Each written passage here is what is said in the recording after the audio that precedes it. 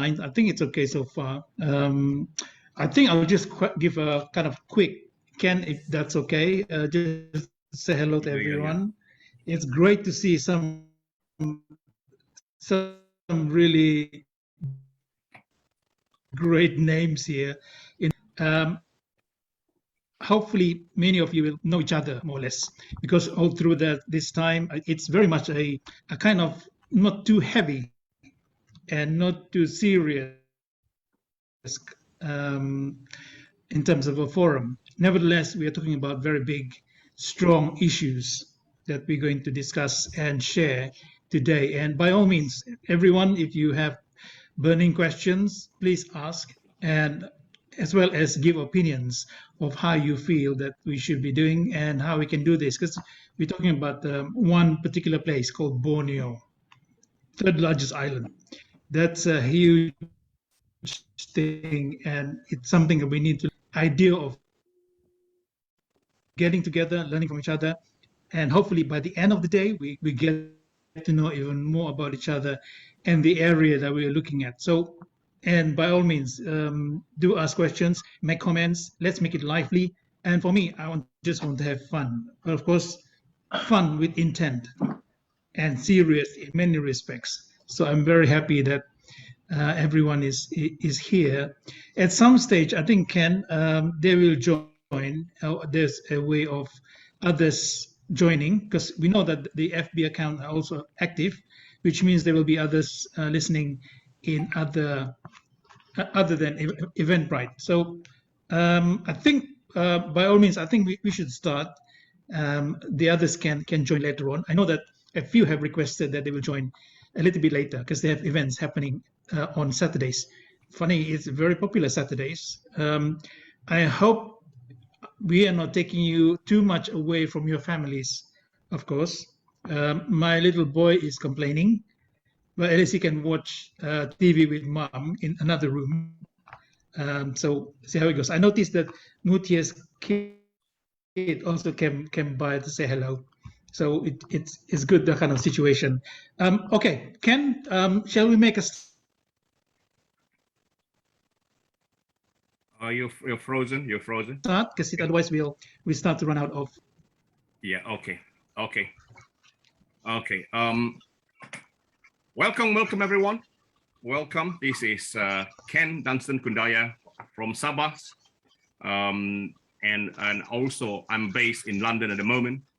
I'm the president and CEO of Borneo Forum Limited, and also Borneo Organization Limited. Borneo Forum was a media branch of Borneo Organization Limited, but now it's a fully incorporated not-for-profit company based in the UK.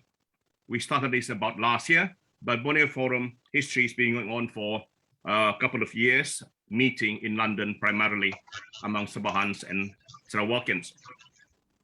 So when the pandemic hits last year, we decided to take it on to virtual. And here we are, 10 months later, 12 months later, we are live with prominent speakers and addressing the most important topic going on in the world now, the climate change. The objective of Borneo Forum and organization is to protect Borneo environmentally and the people and the land, as well as to connect people all over Borneo and develop Borneo sustainably. We are non-political, and we plan to operate in the regional and also international arena as well. So without further ado, I would like to call upon Boyd to start the session. Welcome, Boyd. Right. Thank you, Ken, and good afternoon, good evening, good morning, wherever you are, because it's very much a global event in this case. I know that some of you have come from as far as Europe, of course, Vancouver, the US, New Zealand, and everywhere in between. So essentially, that's all that. I think the only one we don't have is from Terra del Fuego in Southern America. So nevertheless, it's a very good and a very good turnout, as I can see it. welcome to a few people that I can see and very much being part here. Of course, Professor Ho, who will do his keynote shortly, but I can see a few classmates as well, and very good friends from across Europe, from Piero in Italy, as well as Eleonora the Joint Research Center in Europe, the EU, as well as from Japan. So I'm very, very happy that you guys can come. It's meant to be, as I said, not too serious, but of course we're talking about a serious topic in this sense, and from Vietnam, of course, as well. It's about how we in Borneo, the third largest island, can make a difference globally on what we're trying to do in terms of climate. And I chose this particular month because this is literally in the run up to COP, the United Nations Climate Change Conference in Glasgow. So it's very timely. It's meant to do that because hoping that the content of this forum will give us an idea of what we can share at COP26. Very essential event, very much waited for because it's meant to be last year. And of course, our two close friends here, plus a few others in this forum, Professor Ho and Mr. Chow, will be going to Glasgow in a week's time. So very much, very topical, very up to date, and hoping that this is going to be an event that we want to look forward to. Now, before we continue too much further, because I think everyone knows the content of this forum. It's meant to finish around 5:15, 5:30. No longer than that, because I know everyone is busy and have their own agenda, because it's a weekend after all. But I'm very happy, and we are very grateful for your involvement here.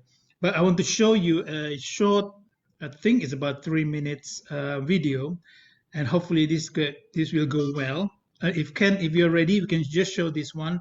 It's all about carbon disclosure at international platform, and I will appear on this one, I have to say, because it's part, when I was with Iskandar Malaysia, we were one of the cities that became a leader, if you like, on carbon actions. So I'm very proud of showing this, and I hope that this gives you a flavor of what is going to happen today and what we should be looking forward to and how we should address this as a nation and as a culture and part of this big island. So Ken, if you're ready, let's show that short clip.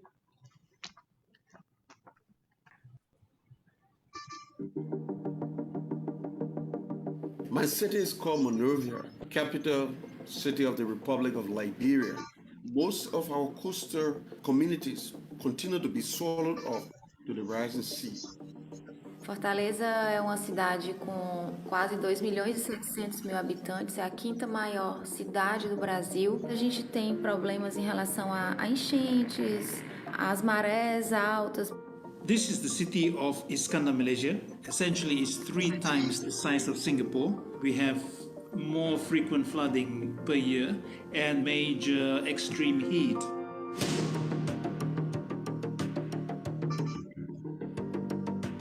Disclosing the CDP does empower local government's action on its climate crisis. It is like putting on a pair of glasses with a climate lens. I now ask questions such as, how green is our city? We're looking at issues of the emission of carbon dioxide. What does that mean for our city? Dá uma visibilidade para novos negócios sustentáveis. Quando um município vai pedir algum empréstimo, vai solicitar algum empréstimo a um banco de fomento, sempre busca dados. Então, reportar as informações sobre a cidade é muito relevante. Disclosing information to CDP has opened up my mind in terms of how we look at climate change in a different way, not only through adaptation, mitigation, but more importantly in terms of how do we work together more deeply with our stakeholders who are very important in our city. Working with other cities to help them identify where their strengths and weaknesses are. And also by disclosing, they are also helping to inspire innovations and change.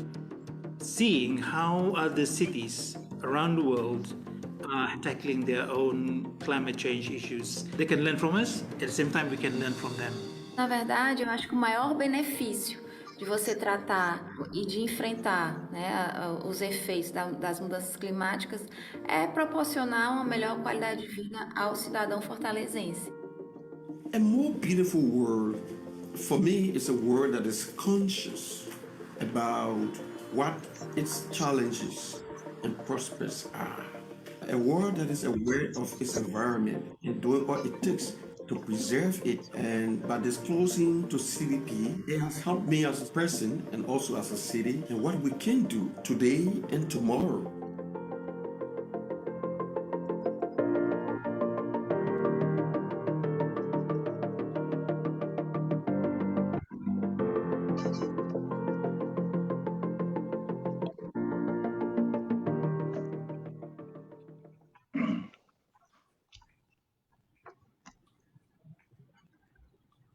All right, thank you, Ken. And thank you all. It was slightly laggy, but nevertheless, I think the message is fairly clear in terms of what we need to do for the planet, and more importantly, what we can do within ourselves in terms of getting to the right people, lobbying, as well as trying to reach out to especially the local communities.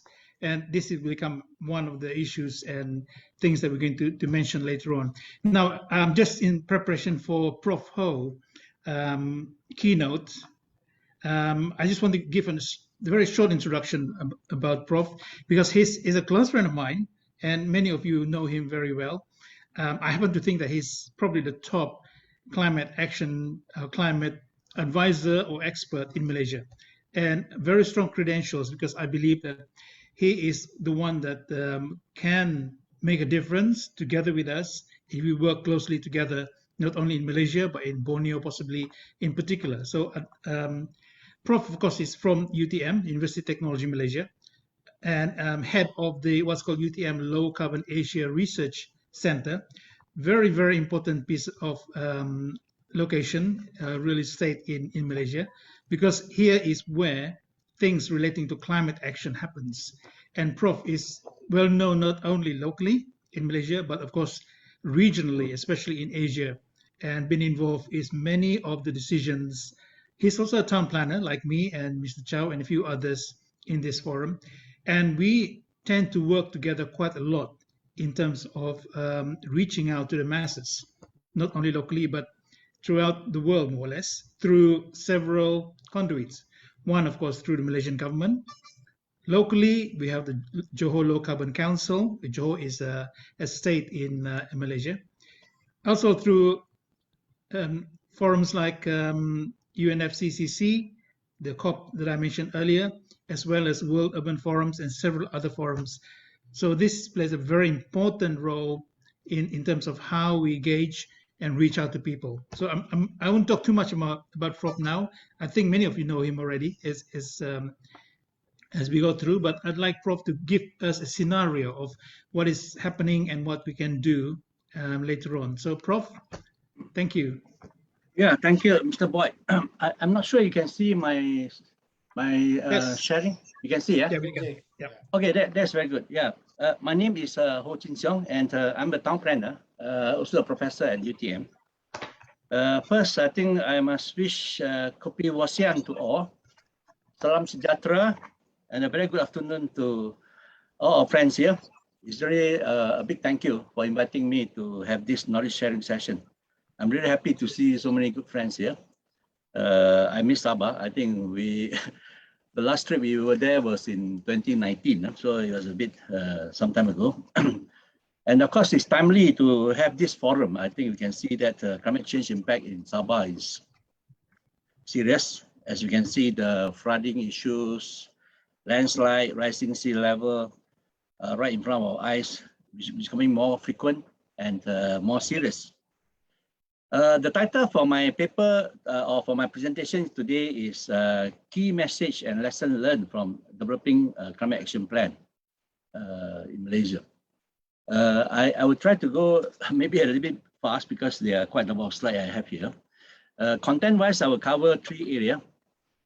One is on the policy side, what climate action for cities. Secondly, I will look into how Asia and EU work together, especially Japan and the CCAP or GCOM here. And finally, I will look into the empirical cases of Iskandar, Malaysia, KLCT, and GCOM pilot city in Malaysia. This slide basically shows the evidence of climate change. I think it's real. We can see that actually surface temperature, sea level, frequency of disasters are becoming more frequent. And this is confirmed by IPCC report. They call the 6th assessment report, which was published in 9th of August. And the key message is a quote rate for humidity, which means actually based on this report, you can see that if we do nothing, no emission cut, you can see that the temperature increase will go up to 5 or 6 degrees. And we have to do a very deep cut or substantial cut in our emission to achieve a 1.5 degree. And this is important because it will have an impact on our global warming. And global warming will cause extreme weather, and then ultimately, I think it will affect the country socio-economic growth. So this is another kind of simulation. On the left-hand side, it shows the temperature increase from 1850 to 2016. You can see that even by 2016, we have hit almost 2 degrees Celsius. So I think that's why it's so important. On the right-hand side, if you continue do the simulation, by year 2100, we will hit 6 degrees. I think that will be a kind of no return. So back to home, Peninsula and Sabah, we can see that this trend is also observed here. We can see annual temperature is increasing at a positive trend, whether it's a maximum temperature or minimum temperature. Same goes to rainfall. Rainfall, we can see actually, of course, rainfall is influenced by topography and monsoon wind. But and Malaysia is considered one of the place where we have abundance of rainfall, 2,000 to 4,000 mm. And Sabah in particular, or Borneo, we have the northeast monsoon where we have a heavy rain lasting for 3 days, and it can lead to a very severe flood. I think you have seen that in many cities in Sabah. I think this is another wake-up call. At the national level, the government have made a pledge. 45% reduction, and this is also is where we ratify and sign our Paris Agreement in 2016, and this will be our kind of target. And the good news is actually Malaysia have done quite substantially. We have achieved almost 30% reduction in the intensity. The report in we call it BUR3, biannual report. Third biannual report, which was published recently. This is a good sign. I think the better thing is that the recent government, Prime Minister Datuk Sri Ismail, have made a pledge again that we hope to achieve a net zero GHG emission as early as 2050. And of course, I think he also mentioned about long-term emission development strategy, about the carbon tax, about the possibilities of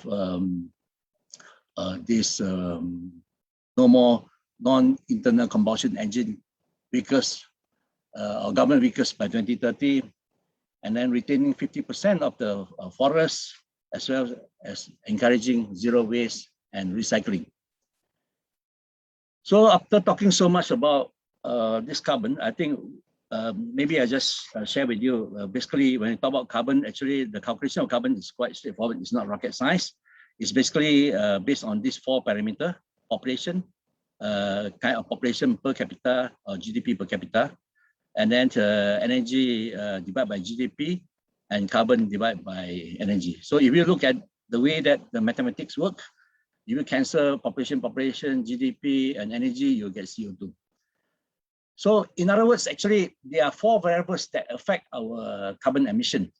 So this will give us some indication. If we really want to go for low carbon or to cut down carbon, there are 4 variables: population or GDP. Of course, I think these 2 as a growing country, a growing nation, we will not touch on these two. Population will keep on growing at 1.1 to 2%. GDP, we hope to grow back to 5 to 8%. And then, of course, the only two things that we need to do here is energy intensity and carbon intensity, which I think the government give a very high emphasis on going for carbon neutrality. That means we will try to move away from a coal power plant. And then the energy intensity is more on the energy efficiency side. We should improve, having more green building, having more district cooling, having more energy efficiency initiatives or community action. So you can see that actually these two sectors are basically influenced by technology. So I think we really have to look into how to move ourselves to carbon neutrality or low carbon by using technology as well as community action. We also know that actually cities are key to climate change, as cities hold about 70% of world population and account for 74% of energy-related GHG emission. So actually in Malaysia, we have been working very hard since almost 15 years ago. We have produced quite a number of studies, Iskandar Malaysia, namely KL, Putrajaya, Penampang, Tawau, all these studies is listed here.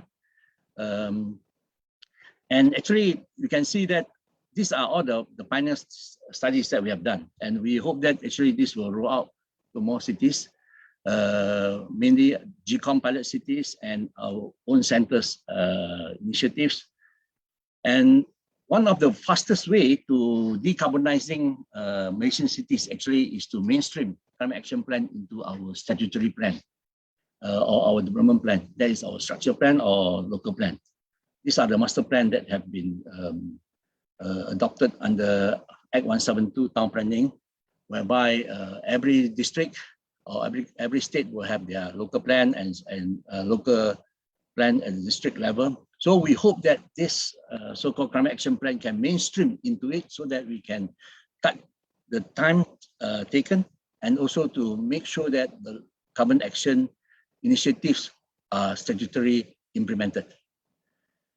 And the principle that we use here, we call it science to action or S2A, where we believe in three main things. One is the society is the core. We have to build up a low carbon society, or better now known as carbon neutral society. Secondly, we will try to decarbonize or decoupling the economic growth against GHG emission.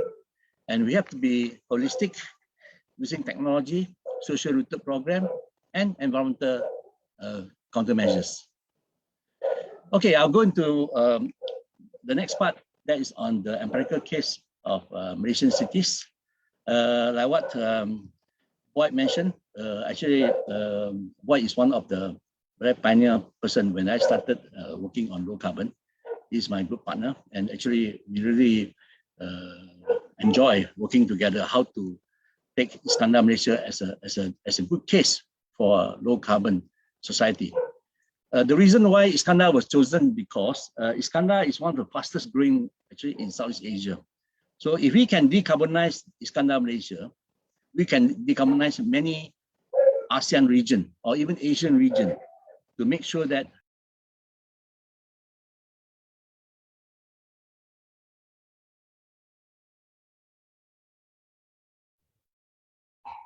Prof. Ho, I think you are accidentally muted already. Please unmute. Okay. Yeah. All right now, okay.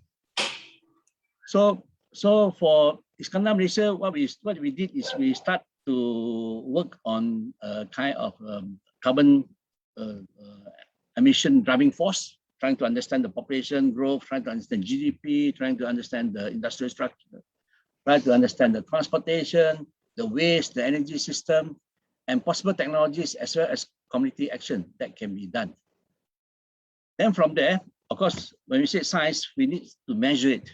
So that's where we use our so-called modeling. And this modeling actually is one of the models globally used. We adopt it, we call AIMS modeling, Asia Pacific Integrated Model. We are working closely with NIES and Kyoto University. to work out this model. And for instance, in Iskandar, Malaysia, it shows that 2005 is 11.4 million. We'll go up to 31.3 million under business as usual. And potentially it can reduce to about 18.9 million ton of carbon, which is 40% reduction or 58% so-called reduction in thermal intensity. Then we move into, after understanding the measurement of carbon, we move into policy scoping. We also want to make sure that Iskandar, Malaysia achieve its vision as a strong, sustainable metropolis, not only to cut down carbon, but to grow economically strong and sustainable. So I think this is where we come into the scoping part, where we want it to be prosperous, healthy, globally competitive, as well as low carbon built environment. So from here, you can see that actually there are three trusts: green economy, green community, and green environment. And under these three trusts, we have 12 so-called actions from green transportation, industry, governance, building, energy, as well as lifestyle, consensus building, safe city, urban growth, smart urban growth, green and blue infrastructure, waste management, and clean air. So these are so-called the important scoping that we have, and then we group them into these three trusts as from here. The other important thing is the quantification. Actually, this quantification will allow us to guide us in terms of priority action. You can see that from this pie chart, action 5 is one of the key components, the green energy system and renewable energy. So action 1 is another important, the mobility or transport. So we do have action 1, action 5, and low carbon lifestyle, this community action. So if you take care of these three, you could easily hit 60 to 70% of the potential reduction. Okay, then I think the other part is the documentation. You have to document all this, the actions, and into more detailed programs. The 281 program to achieve that 58% reduction in thermal intensity. And then from there, we have to have the buy-in globally. And this is where I think Iskandar, Malaysia can use that as a kind of promotion for a green region investment hub. So this is where we launched our first report in Doha in COP 18. Then from there, I think planning is one thing. Implementation actually is the most important thing. We call for action at all the 5 cities council level. So I think this is where all these so-called the regional plan are translated into action plan by 5 local authorities. There's Johor Bahru, Iskandar Puteri, Pasir Gudang, Ulai, and Pontian. So from there, we also need to guide them for implementation. This is where we bring in Case B. Case B came in the form of a standard or a guide for building level or neighborhood. Neighborhood means it could be taman, and city level. That is at the local authorities level. So it has to be complete. And in addition, there must be a buy-in from private sector, because low carbon is not an easy task. You need to have a public and private sector as well. So this is where the Green Accord Award come in to assist this kind of transition. After doing Iskandar, Malaysia, we decided that it's important to move to the capital city, and I think KL was chosen because KL will be an important impact to lead other Malaysian local authorities into low carbon. And of course, in this preparation of Kuala Lumpur low carbon, the tagline of a greener and better Kuala Lumpur was used, and 70 by 30, meaning to say that 70% reduction intensity by the year of 2030. You can see that Iskandar, Malaysia is only 58%, but now we are talking 70% by the year of 2030 for Kuala Lumpur. And this is benchmarking with all other top so-called international capital cities in the world. You named it: Vancouver, Copenhagen, London, Paris, you know. So we do the benchmarking. Then from there, we document it again, that 70% reduction. And then we are now working kind of low carbon society to a carbon neutral society. And we are working as well the modeling part of modeling it using trying to understand where the carbon will peak, and then we hope that to achieve carbon neutrality by 2050. And actually, this is a message that we are trying to convey to Malaysian cities, or KL in particular. By 2020, we hope to be a carbon aware. The low carbon society awareness must be there. And by 2030, we hope to achieve low carbon society. And by 2040, you have to be carbon neutral ready. And hopefully by 2050, you'll be carbon neutral society. So this is where the pathway of carbon intensity reduction. Talking to KL Mayor, actually Mayor Mahdi looked at it as a different approach again. He said low carbon society will be based on focused acceleration, whereby he would like to take a pilot carbon growth center. In this case, Wangsa Maju was chosen, and he will try to decarbonize energy and mobility sector very quickly, and then using this precinct to promote buy-in and emphasizing on mobility, visibility, and stakeholders. So you can see that actually now he just launched his zero emission bus, Go KL bus, 2 days ago. So he also working together with us, focusing on this 5 sector: energy, waste, mobility, community, and green and open space, and then listed out 20 projects, trying to go into detail and trying to using this focus acceleration and public visibility as a way forward. So he have launched it, the first low carbon society blueprint in Katowice, 2018. This COP24. What it does? He himself is here. Yeah, Putrajaya Vice President also with us that day. Yeah. So after doing all this, we decided to move from low carbon society blueprint to a broader plan called Climate Action Plan. I think this is where global convenance of measures come in, and we work closely with CDP and IUC on 4 pilot cities. You can see here we have Hang Tuah Jaya, Melaka, Muar, and in Sabah side we have 2 cities, Penampang and Tawau. So we have run the same so-called modeling, trying to understand what will be the emission and the climate hazard. I think at the short term, if you look at small cities in Malaysia, generally they are quite okay with the carbon emission, but I think climate hazard could be a serious issue that to address. So, like for instance, in Penampang, we know that rainstorm, tropical storm, flooding, and landslide are important. So I think these are key concern. I think we have to really give a lot of attention. So we set a target in terms of mitigation and adaptation. And we also using a team-based kind of brand action, which is in line with the low carbon society framework. And we also work out a detailed strategy. For instance, in the case of Penampang, we work on sustainable harnessing resources.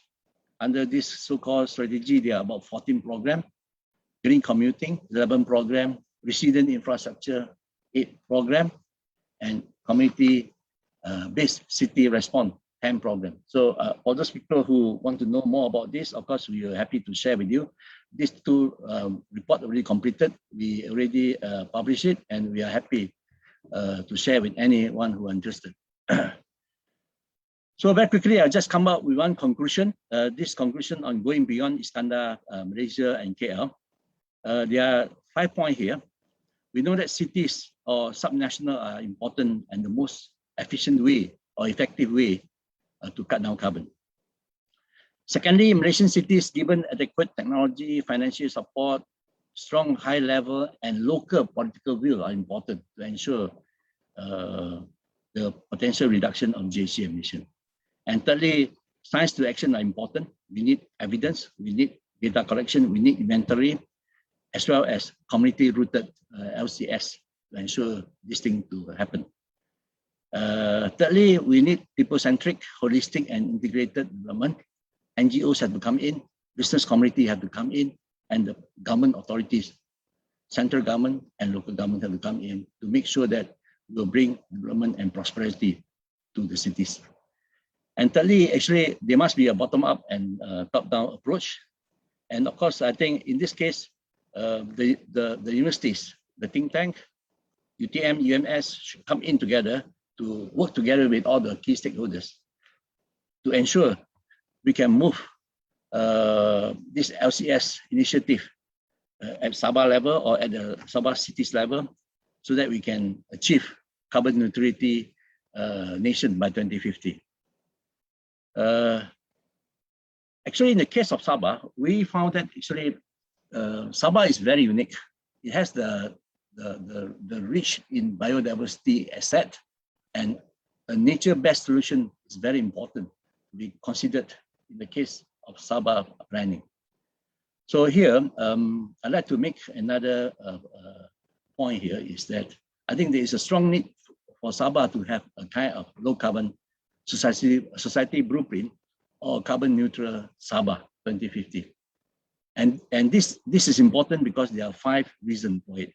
One is to put Sabah into the global map as being one of the most advanced states.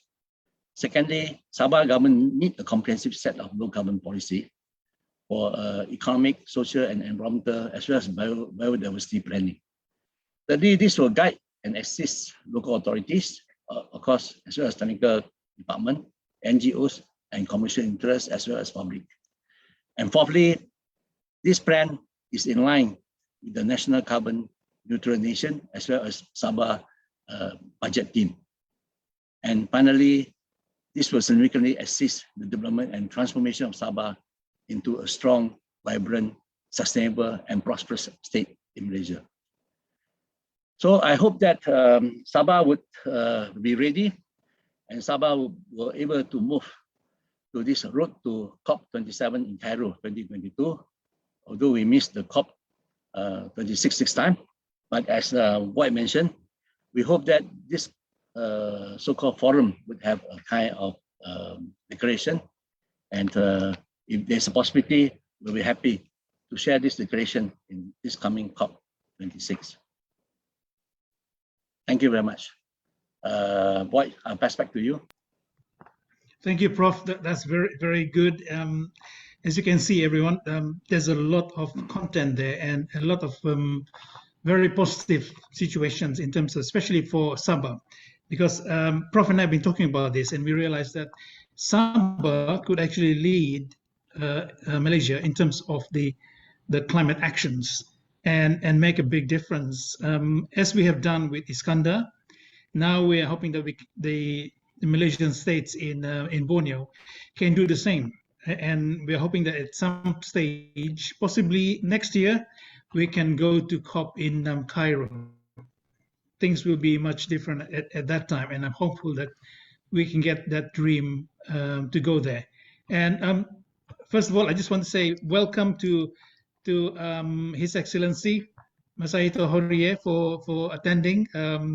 He was trying to get in earlier, and there was a 100 limit, and I told him that it's okay, you can come back. So I'm very grateful that you're here, sir, and hope that you can have a good time on this one. I've been talking about you because you are a great speaker, and I hope that next time when we do this again next year, we can do the same and bring you in as one of the accolades that we have here. Also welcome, of course, to Piero, who's also joined. Piero is Remiti is the team leader for Global GCOM, Global Covenant of Mayors for Climate and Energy. So we are very strongly represented here, and we are very happy that he is able to join. As a lot of others as well, of course, from all over, from Indonesia and from Brunei, as well as from Malaysia. So this is a great incentive for all of us to be part of this and to make some presence felt globally as well as locally. So I'll turn now to introduce Dr. Mutia Evi Christie. our good friend from Indonesia, which I would like to speak next.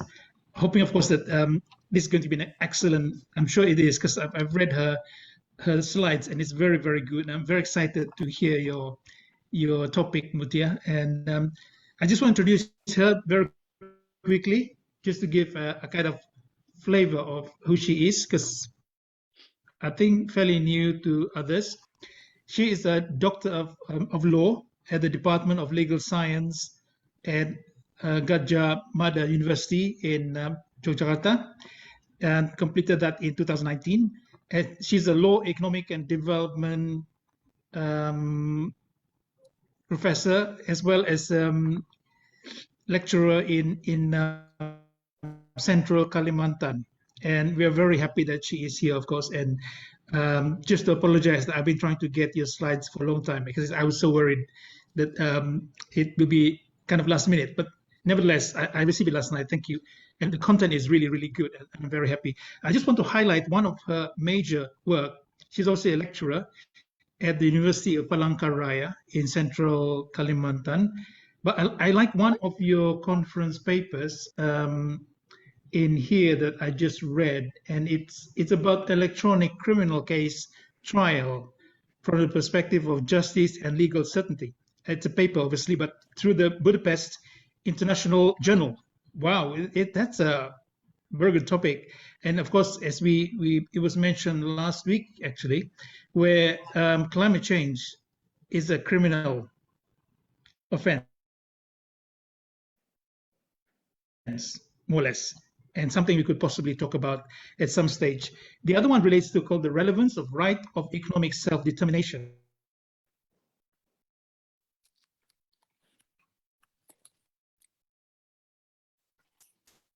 Okay, hello everyone. Looks like we lost Principles of Indonesia. Oh, hello. Okay. You're back, yeah? Yes, we lost you for a short while. Thank you. So I'll turn now to Mutia, and the floor is yours, Mutia. Thank you. Thank you so much.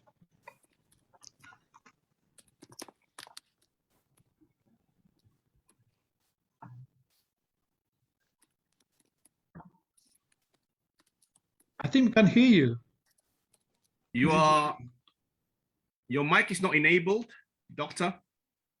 You are unmuted, but somehow your mic is not enabled.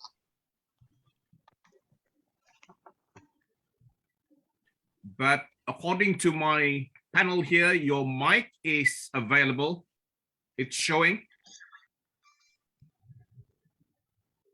Okay.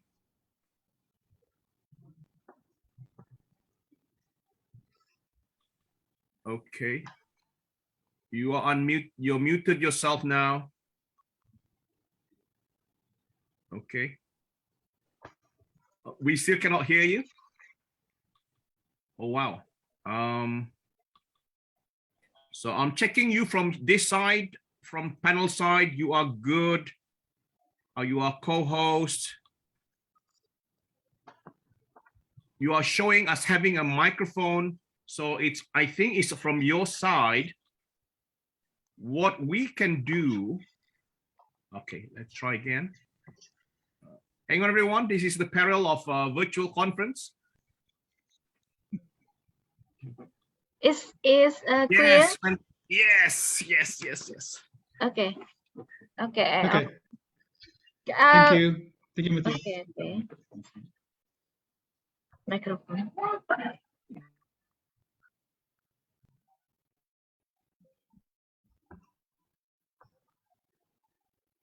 Okay. Thank you.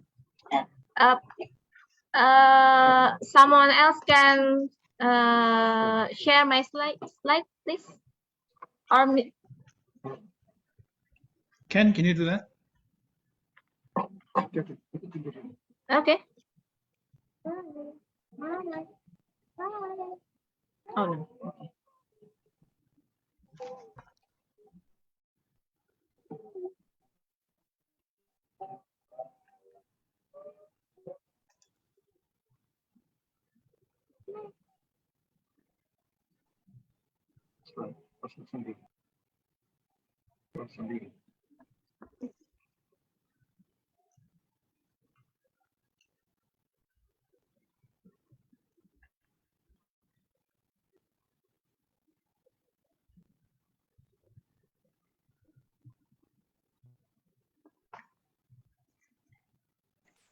Great, we can see.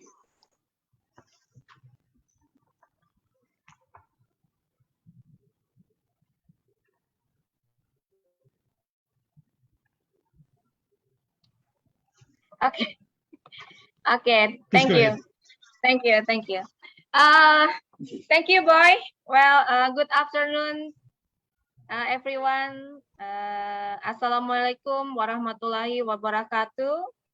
Peace be with you all. I'm Mutia. I'm from University of Palangkaraya, Central Borneo. First I would like to thank you to the Committee of Borneo Forum 10.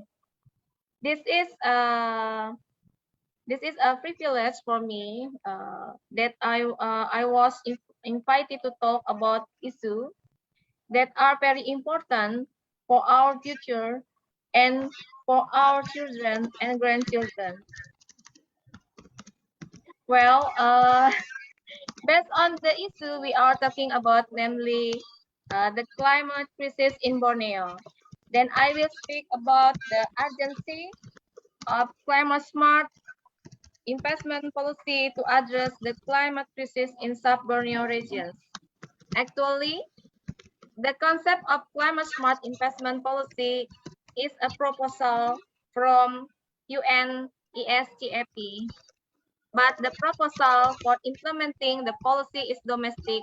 Therefore, in my paper, I propose a new breakthrough that is sub-regional, so the effort to mitigate carbon emission reductions are more effective. My argument based on international investment law perspective.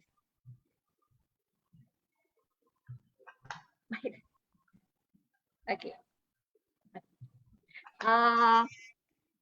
Trade and investment are cross-border phenomena, play a decisive role in the economic development success of many economies in the world. The evidence show that trade and investment play a decisive role in the economic development success of many economies in the world is Asia region, particularly in Borneo sub-regions. However, in its development success, the implications for environmental sustainability in the Borneo Islands have become a serious concern. This is because FDI inflow in some environmental sensitive sector can have serious consequences. Example, greenhouse gas emissions, permanent damage to the environment and natural resources. Exploitative economic activity has resulted in the decline of at least 30% of Borneo tropical forests over the past 40 years. Some of the factors causing Borneo natural decline most notably are one, overexploitation and the business as usual models. Second, mitigations efforts are domestic.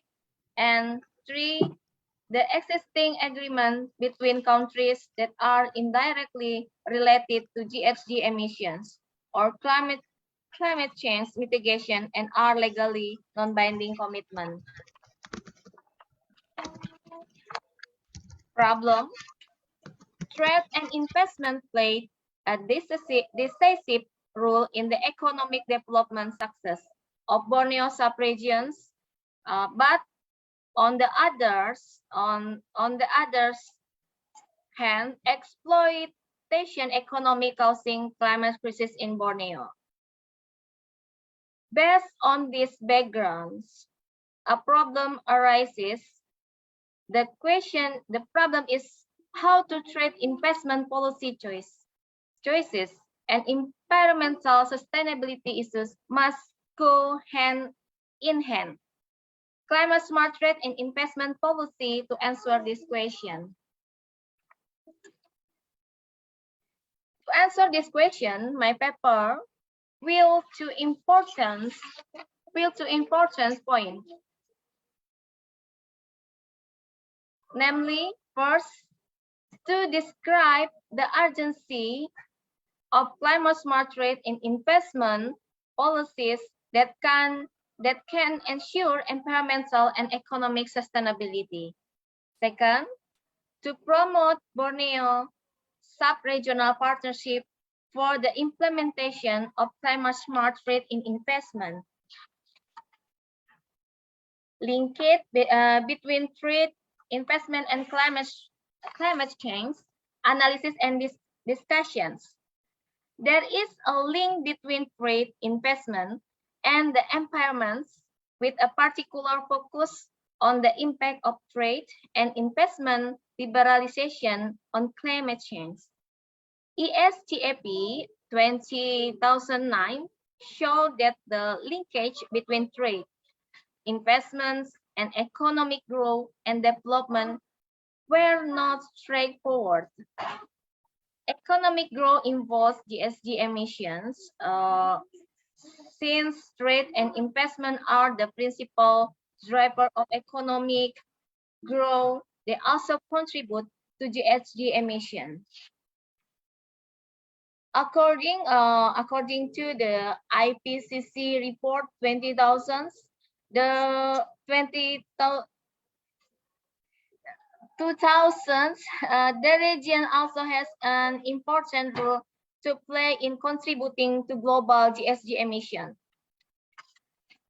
Southeast Asia contributes 12% of the world GHG emissions. It means exploitative trade and investments activities in the Borneo sub-region contribute 12% of all Southeast Asia GHG emissions.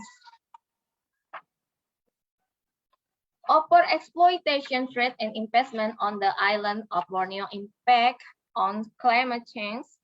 A study on the island of Borneo found a strong relationship between deforestation and increase in average monthly temperature. They found that the change in climate were extremely localized, with clear variation in temperature between forested and deforested part of the island of Borneo. The urgency of climate smart trade and investment paradigm shift. Over exploitation trade and investment poses a serious and urgent threat to GHG emission. Surmounting this threat will necessitate a paradigm shift toward low carbon or climate smart development. Promoting increased trade and investment in GSGTs can work towards such an end. The climate smart trade and investment policy is a promising approach to reduce the effect of GHG emission now and in the future. The policy focus on low carbon green growth, which is mean in this case is an investment and trade policy aimed and reducing the impact of GHG emission. However, the implementation of this policy is still very small.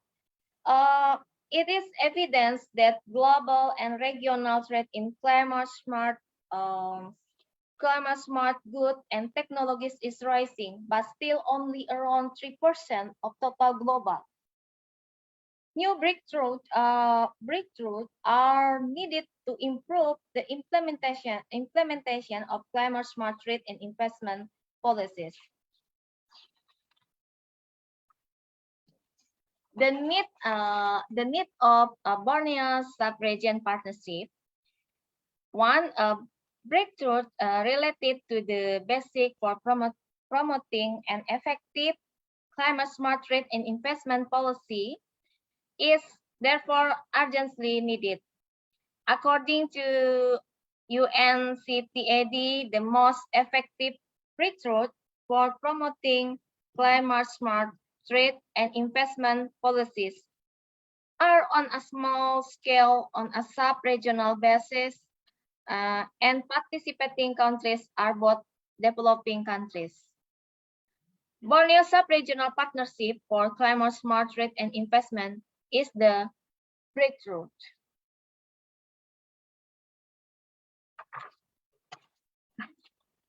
The Borneo sub-region has an important role to play in contributing to global GSG mitigation efforts. Global climate change cannot be tackled without the participation of Borneo sub-regions. In the coming decades, GSG emission will grow and the Borneo sub-regional country holds significant potential for cost-effective emission reductions. The three countries that share the island must recognize the importance of sub-regional partnership to protect the island, a life support system by committing to work together to promote climate-smart trade in investment. The Borneo sub-regional does not have a specific mechanism for the promotions of climate-smart trade in investment. The governance of Brunei Darussalam, Indonesia, and Malaysia follow the mechanism of free trade agreements between ASEAN countries, ASEAN Free Trade Agreement, EFTA, and the mechanism of liberalization of investment cooperation between ASEAN countries, or ASEA, ICAA. However, neither AFTA nor ASEA include specific standards and provisions related to GSG emission or other areas related to climate change. There are no regional or bilateral agreements that directly related to climate change or the reduction and mitigation of GSG emission. Conclusions. First, trade investment policy choices and environmental sustainability issues must go hand in hand. The right policy choice by the government of Brunei Darussalam, Indonesia, and Malaysia for the benefit of the people of the island of Borneo and globally is climate smart trade in investment. Second, the most effective breakthrough for promoting climate smart trade in investment policies are on a small scale. On a sub-regional basis, Borneo Sub-Regional Partnership for Climate Smart Trade and Investment is the breakthrough. Thank you, Boy.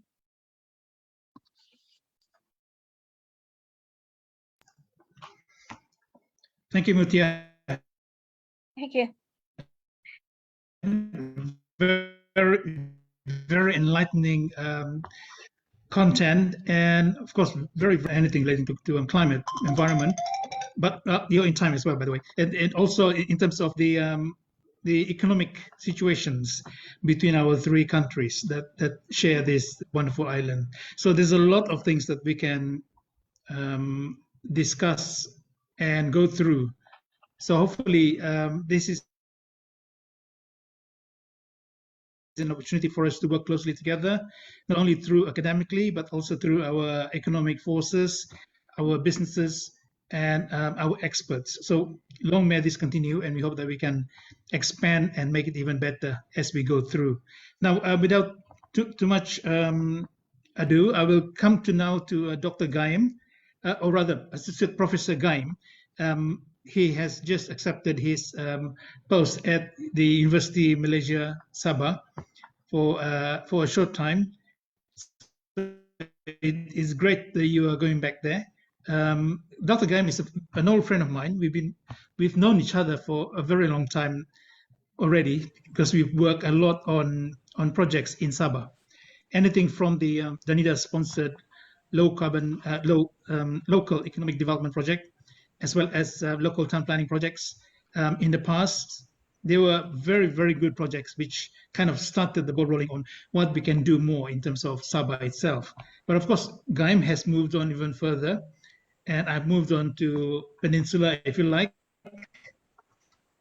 and to GCOM. But for Gaim, to university, he also went on to Nokoli and in Australia, came back with even better prospects, and now that's it. He's founded a new setup called RICE, and for that, it is an important piece of work relating to communities.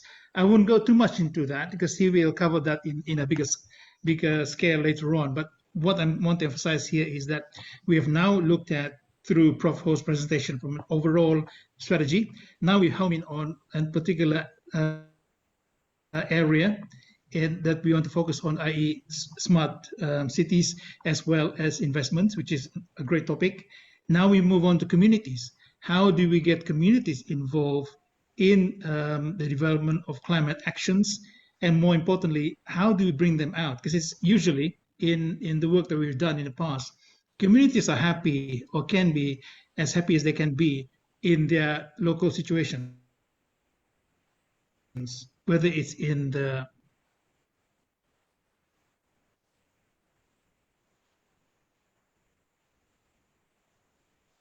we want them to do more than that, because for Gaim to share some of the work that he's been doing with the communities. So Gaim, if you're ready, I'll hand it over to you, and can possibly get have the slides ready for this one. Again, Gaim, you've got 15 minutes for this one. Yeah, thank you, Boyd. Hello, everyone. Hello, our CEO, Ken. Can you all hear me?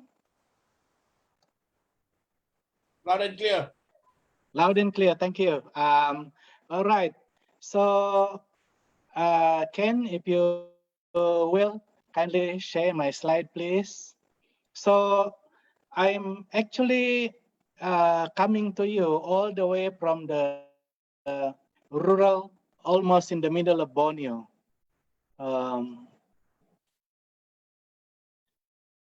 And then our place was just connected with internet end of last year. So I'm trying this out from somewhere in the middle of Sabah. Ken, can you share the slide, please?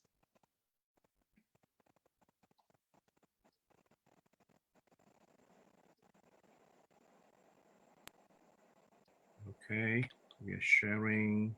Hello. Okay, thank you. All right, thank you. Okay, so within the context of climate crisis, I will be talking about adaptive strategy of communities, especially among the indigenous communities to climate change, with example from rural Borneo.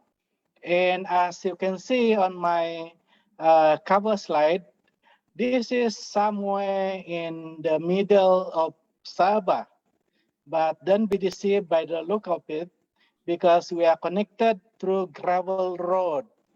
So even though we are connected to gravel road, and as you can see, the tower there was just erected about 6 months ago. So we are in the rural setting, but yes, we are connected to the rest of the world.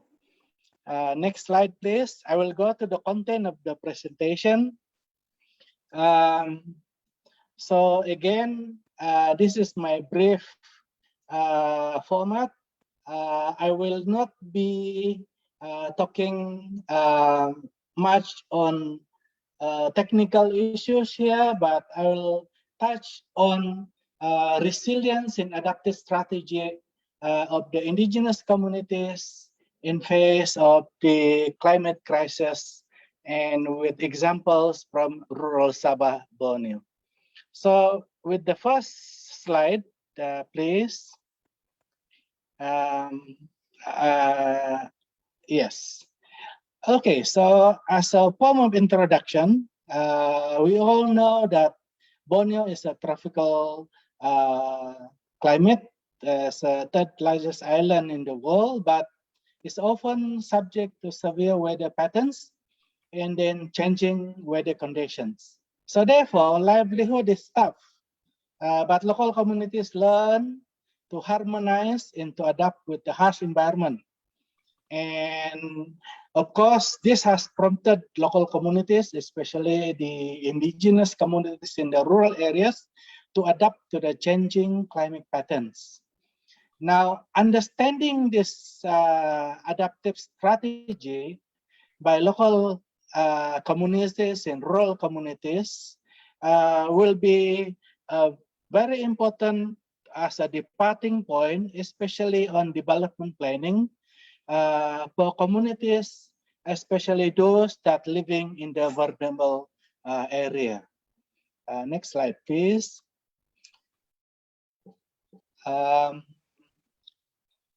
Now,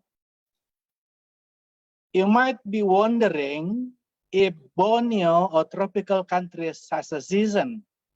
And true enough, there are 4 photos here, and it represents the cycle of activities among the rural areas in a year. So on the picture number A here, this is a hill paddy, if you will, planted in a steep hills. But as you can see, it is intercrop with other edible crops such as tapioca and others. And they are very healthy. So although they are rain dependent, but indigenous and local communities know when the rainy season is. So they know when to plant and then move on from there. So if you look at B, immediately after this or during the paddy season, they plant few other crops, including banana. And then after the harvesting is over, and then other crops will grow. And this is short-term crops such as the banana shown in the B photo. But of course, for the rural communities to have an income, cash income, they do rubber tapping. And they do this after they done the paddy and as well as the other activities. But within that, you also have a fruit season, normally around September, October, November in a year. So as you can see, rural community are well adapted to activities that will feed themselves throughout the year. And this is almost a cycle, a normal cycle in many parts of Borneo, and especially Sabah. We go to the next slide. The next slide will show an example of how rural communities protect their source of water. This is from Rungus Hanhaba. This is where I am now.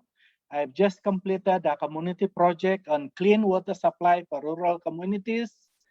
In my particular district, there are 131 villages, and only 30 of them are covered or supplied with clean water from the government. So the other 100 villages are left on their own to manage their water supply. So we managed to secure small funding for them to provide not only water, but clean water for the communities. And this is part of a research project. So from the research, we found out that this particular community knows the value of water. So therefore, they protected the watershed. And local wisdom informed them that pristine waters actually come from the pristine environment, jungle, for example. And this is pretty much living in harmony with nature. Now, on the next slide,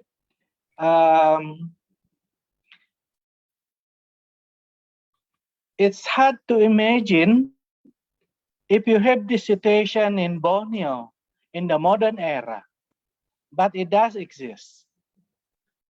No electricity, no highways, no problem. Because local communities learn to adapt with the environment. You have electricity supply. By the way, the electricity supply was through solar system. This was provided by an NGO. And by the way, this is already about 12 years old solar system. It's about time to replace them and give them a new life. So NGO, if you are listening, this is a great opportunity, and you can contact us through our CEO, Dr. Ken, Tuan Ken. Also, I will leave my email at the end. So you can contact us if you can to refurbish, especially the solar system. But you can see, normally you have a truck, a vehicle parked in front of your front yard. But this family has a buffalo, and this is buffalo. This buffalo is very dear to them because it will help to carry goods through and from the market. So this is another symbol of resilience and adaptive strategy among the indigenous communities. Now, let's move on to the next slide, which is, yes, this is another examples of resilience. I will talk about the wakit, or the cylindrical bamboo backpack. And this is quite common form of transporting goods in the rural areas. This particular photo, especially the man is carrying a rubber sheet, and this rubber sheet is about to be sold to the rubber agents for cash income. If you look at the photo at the back here, this is a freestanding solar panel. But if you look at the house structures, this is actually pretty much in relation to low carbon house, bamboo walls, stilted to allow for good ventilation, for example. So as we can see, rural communities have adapted the climate change adaptive strategies in their daily lives. In the next slide. So we are going. Yeah, you what? You just tell me when. In the next slide, please. Alan, please help me to mute them. You can't make it 2 hours. At least 3 hours. In the next slide, please. So, as you can see, this adaptive strategy among the local communities are unlimited. This is very famous in the rural area. So if you go to the rural area and look for their shoes, you will find this Adidas Kampung. And Adidas Kampung is a rubber made shoes, and resembles to the kind of shoes that normally worn by soccer players. But in the rural areas, this actually symbolizes the resilience and adaptive strategy of rural communities. These shoes actually waterproof, can be wipe dry, and has a better traction, especially during the rainy season. So, in short, you can find almost everything in their daily or livelihood is actually adapting to the local environment and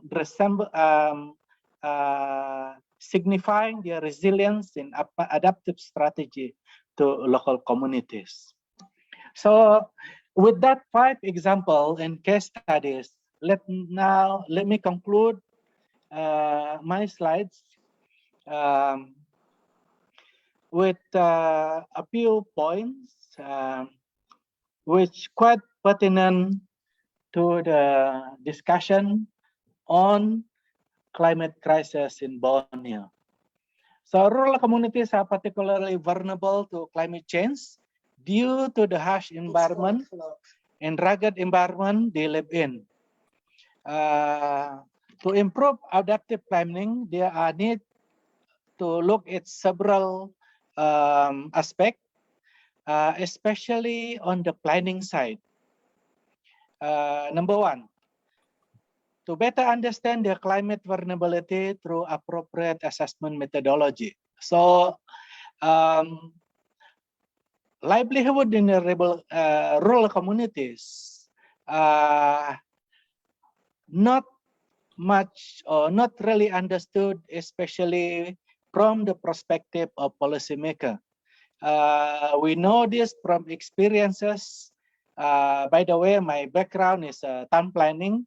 I'm a town planner, and me, Boyd, and several others, we have trekked to rural areas to find out how we can better plan rural areas, be it as a land use or economic planning for rural communities. So a better methodology to suit that or to find better alternatives for rural planning is necessary.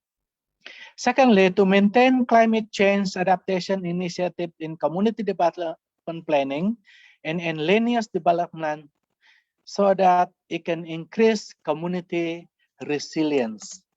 And thirdly, to consider broader economic context in the assessment of rural vulnerability.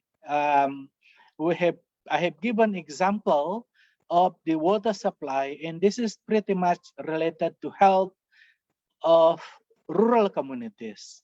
Healthy rural communities mean healthy communities and adapting to climate change. Therefore, in order. The fourth one is to consider a more practical assessment when doing community development planning, especially in the rural areas and among indigenous communities. And finally, to consider asset-based community development approach. I have done several works on asset-based community development approach, and this actually worked pretty well, especially when implementing a project in the rural area.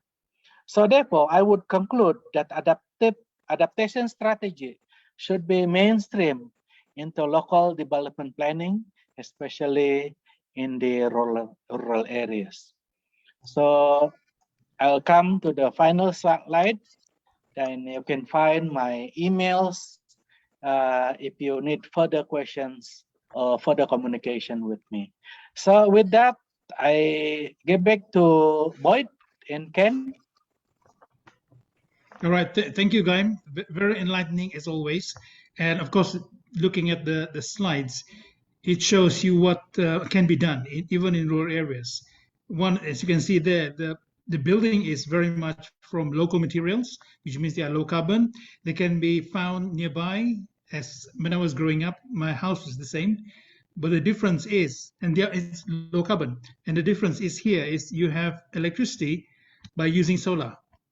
Wow, that's pretty good. I think later on we have a topic from Bunny on energy, which we'll cover. But before we go on for that, the next speaker, before I ask Audrey to come in present, can I ask Ken if we can do a group photo, please, and let everyone put on their cameras, and then let's take a picture together for posterity. We could be making history here, guys. So please do. Give us your best profile, and let's take a picture. Show your faces. Ken. Show your face.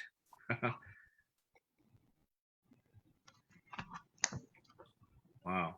So I can do a screenshot. Let me do my screenshot. Yeah. Okay. Please take pictures as well with the camera. I'm also going to use my camera.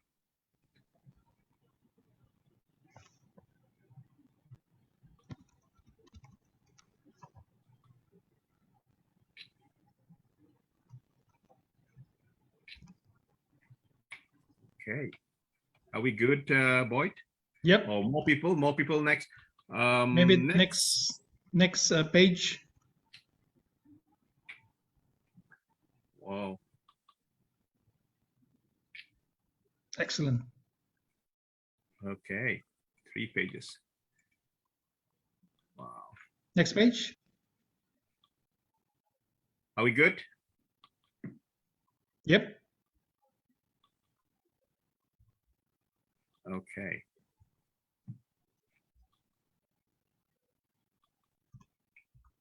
So over to you, Boyd. Okay. Have you done the whole thing? Yes, I have done all three pages. Yes. Thank you, everyone.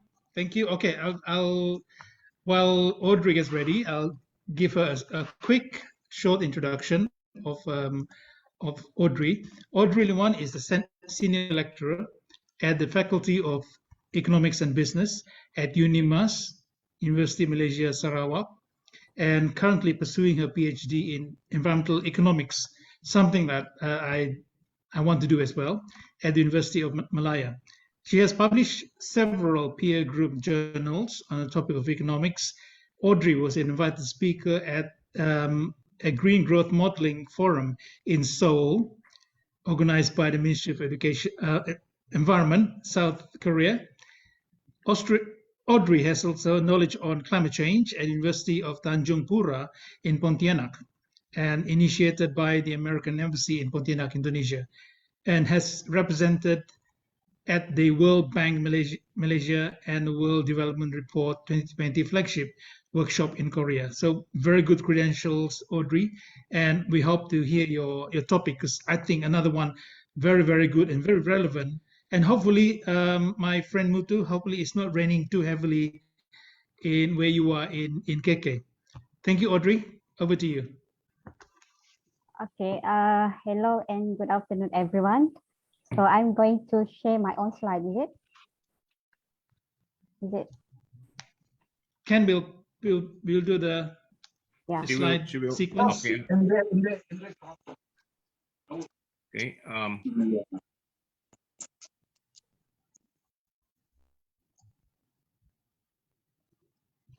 Audrey, are you gonna do your own sharing? Yeah, okay. I'm going to do my own sharing. Okay, good. So I've already set as a co-host, right? Yes. All right, thank you.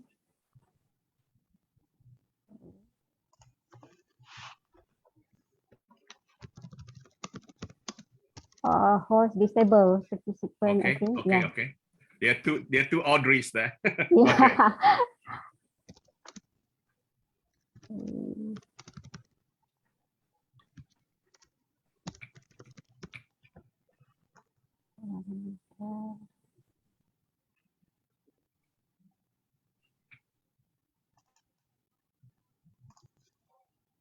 All right. Is it my slide clear on your side? Very clear for me. Okay. All right. So hello and good afternoon, everyone. I like first to thank the organizer for having me at this 10 Borneo Forum. Thank you for this opportunity.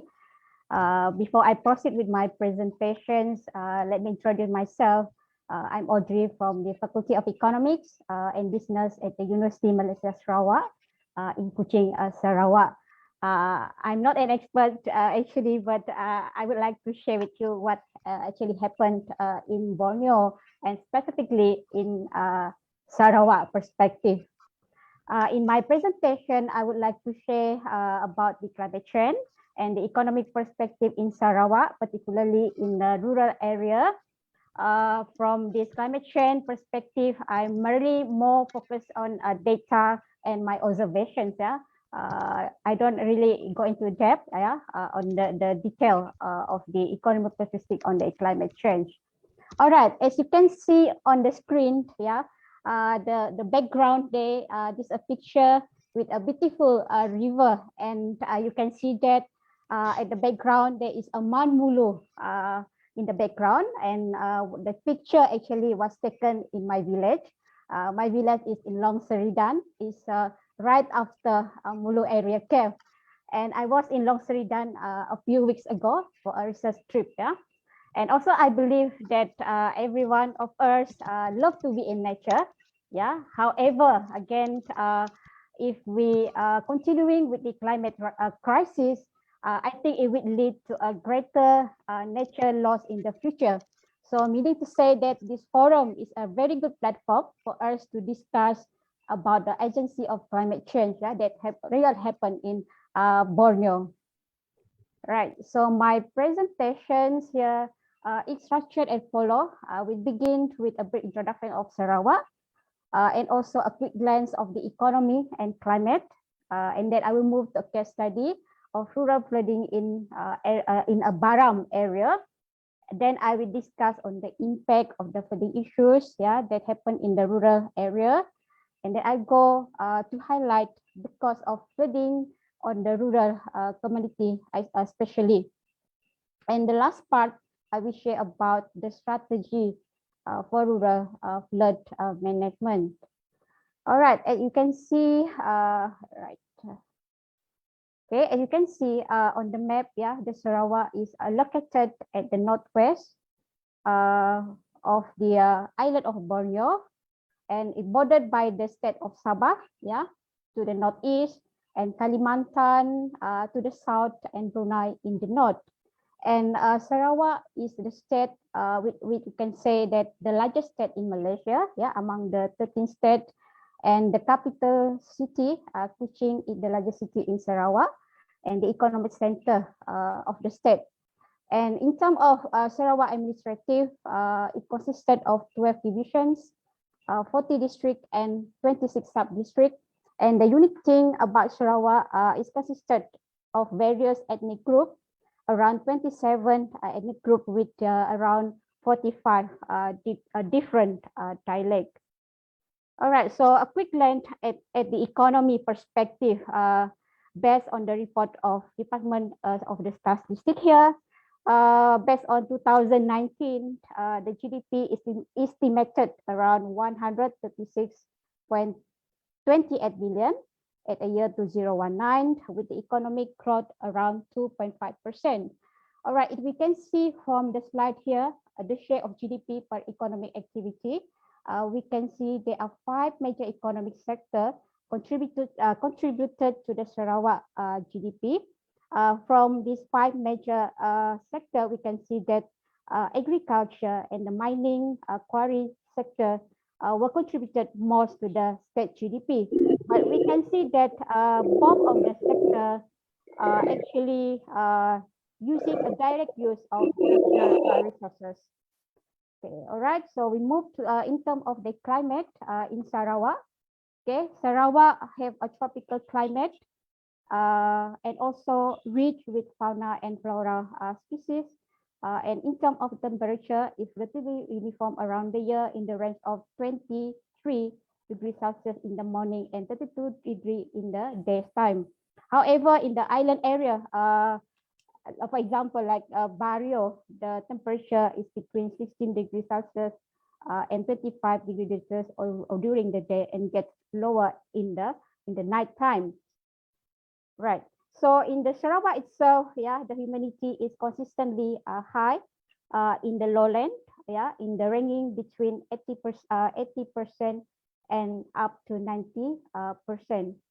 And this figure illustrated some of indicator in terms of change in Malaysian weather, whereby Prof already explained in detail just now on the slide. Right, so in Sarawak, while in the Sarawak, it's reported that the rainfall is relatively is quite high, yeah, over the year, And also the previous study showed that there is increase in terms of frequency and intensity of heat waves. Yeah. And from the previous study also, it revealed that there are few of the change, yeah, especially in Sarawak, with regard to the climate pattern in Sarawak, in terms of frequency and extreme of flood event have been increased in a recent year, and also the drought season also more frequent, yeah. And the study suggests that the drought season is not good for the agriculture and also for the cultivation and harvesting, yeah.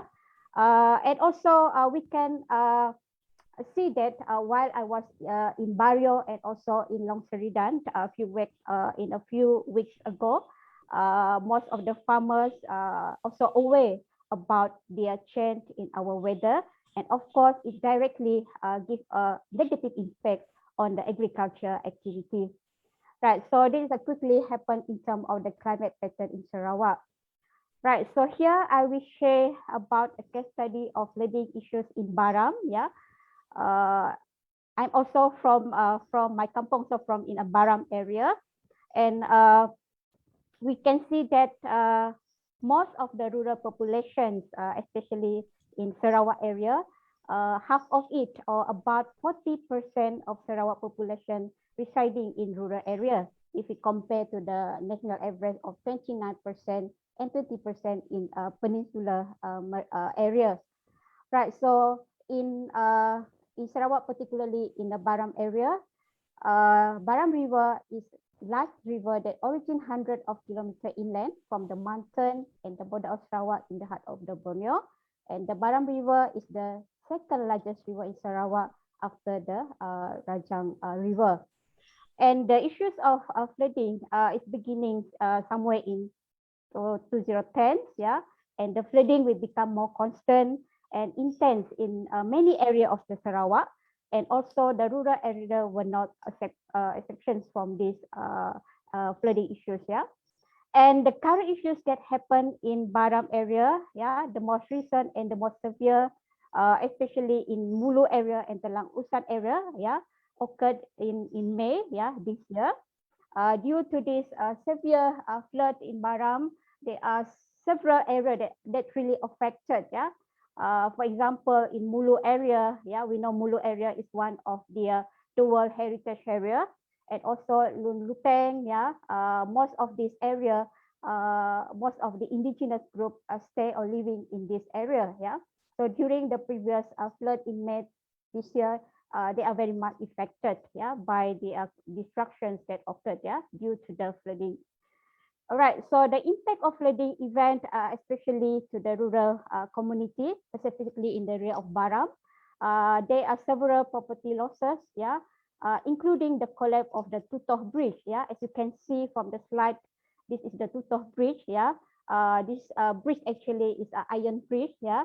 It's connecting the people from several villages to accessibility to the Biri area, to the Long Lama area, yeah. And the bridge has been carried away by the strong current. And due to these disruptions to the flooding issues, there is a cutting off the people in the upper Baram area from the rest of the world. We need to say that we are going back to the earlier years, yeah, where we are disconnected from the town areas, yeah, especially on terms of transportation. And due to that also, we can see there are losses in terms of agriculture and livestock damage, yeah, during the flood, not only in this year, but a year that before, yeah, there's some of destruction and damage. And on top of that, also reported that Maswing have several flights have been cancelled due to overflow onto the runaway. We know some area in the Sarawak rural can be accessed by the flight, yeah, by this Maswing flight. But due to this, we know Binan also the flight had been cancelled, yeah, due to overflow onto the runway. And also what happened in the Mulu area, yeah, also there is disruptions in the power system where have to be shut down, yeah, due to this flood, and also giving a direct impact to some school, yeah. which has been overwhelmed by water and affecting even the student and also the staff that living in that area. Right, so another implications here, the mountain and cave search rescue had to work with the local resident to clear the log swept away by the May flood. Yeah, and as you can see here, the picture I've been taken in the Tutor Bridge somewhere in 2014. Yeah, I would never expect that the bridge will be collapsed or will be swept away in one day. But really, this one is the after the flood in May. So we can see that something is very serious happened in terms of climate crisis in Sarawak rural area specifically. Right, so the picture shows some of the damaging due to the flood, yeah, in the rural area. All right, so the cause of flood or rural communities, yeah, as we can see, all these incidents shown that how costly flood can be for the economy, to the community as well as our nature, yeah, and it's also observable, yeah, from the rural flooding in Baram area. The most affected economic activity are included agriculture, transportation, energy sector, tourism, and heritage sites. Yeah. As for now, I don't have the details how many losses are due to this flood. Yeah, in terms of the value. Yeah, in the monetary value, and also another negative consequences. Yeah, that occurred due to the flood issues here about the social aspect. Yeah, about the education, yeah, and also the well-being. The well-being here is related to the health status of the community that be affected by the flood, and also other social area have been have in terms of the negative consequences. And also, we're looking at the economic perspective. Yeah, due to the flood here, we can see that most of the rural community must depend on the forestry resources, right? So most of the people in the rural, in terms of the income, in terms of employment, they are depends on the natural resource or the forestry resource. Right, so here we can see due to these issues, they will cause loss of in terms of productivity, yeah, and also loss in terms the hours of the working of the people, and also of course the income very much affected due to the need to the divert resources from regular operations to recovery efforts. Yeah, we can see here due to this flood issues, yeah, the resources now is not efficiently distributed due some disaster. Yeah. So these are the things that we have to be concerned about the rural people that living in the rural or interior area. Right, so to respond to these flooding issues, especially in the rural, I come out with several strategies, and I believe that, of course, there are many strategies that we can think of, yeah. And I think about the collective actions. I believe these kind of issues cannot be solved by only one particular agency, but it's more toward a partnership. Yeah, we work together toward the green economic concept. All right. So the few strategies here that I think that in terms of flood management plan, yeah, we need some type of integrated approach that covering all relevant aspects. In terms of water management, yeah, in terms of the land use, agriculture, transportation, and rural development. And as we're moving also toward the green economic, I think it's best if we can include in terms of nature conservation along the economic development activity. And also, I think the flood management have to involve whether the local community, yeah, and had been whether for the local or national policies, yeah.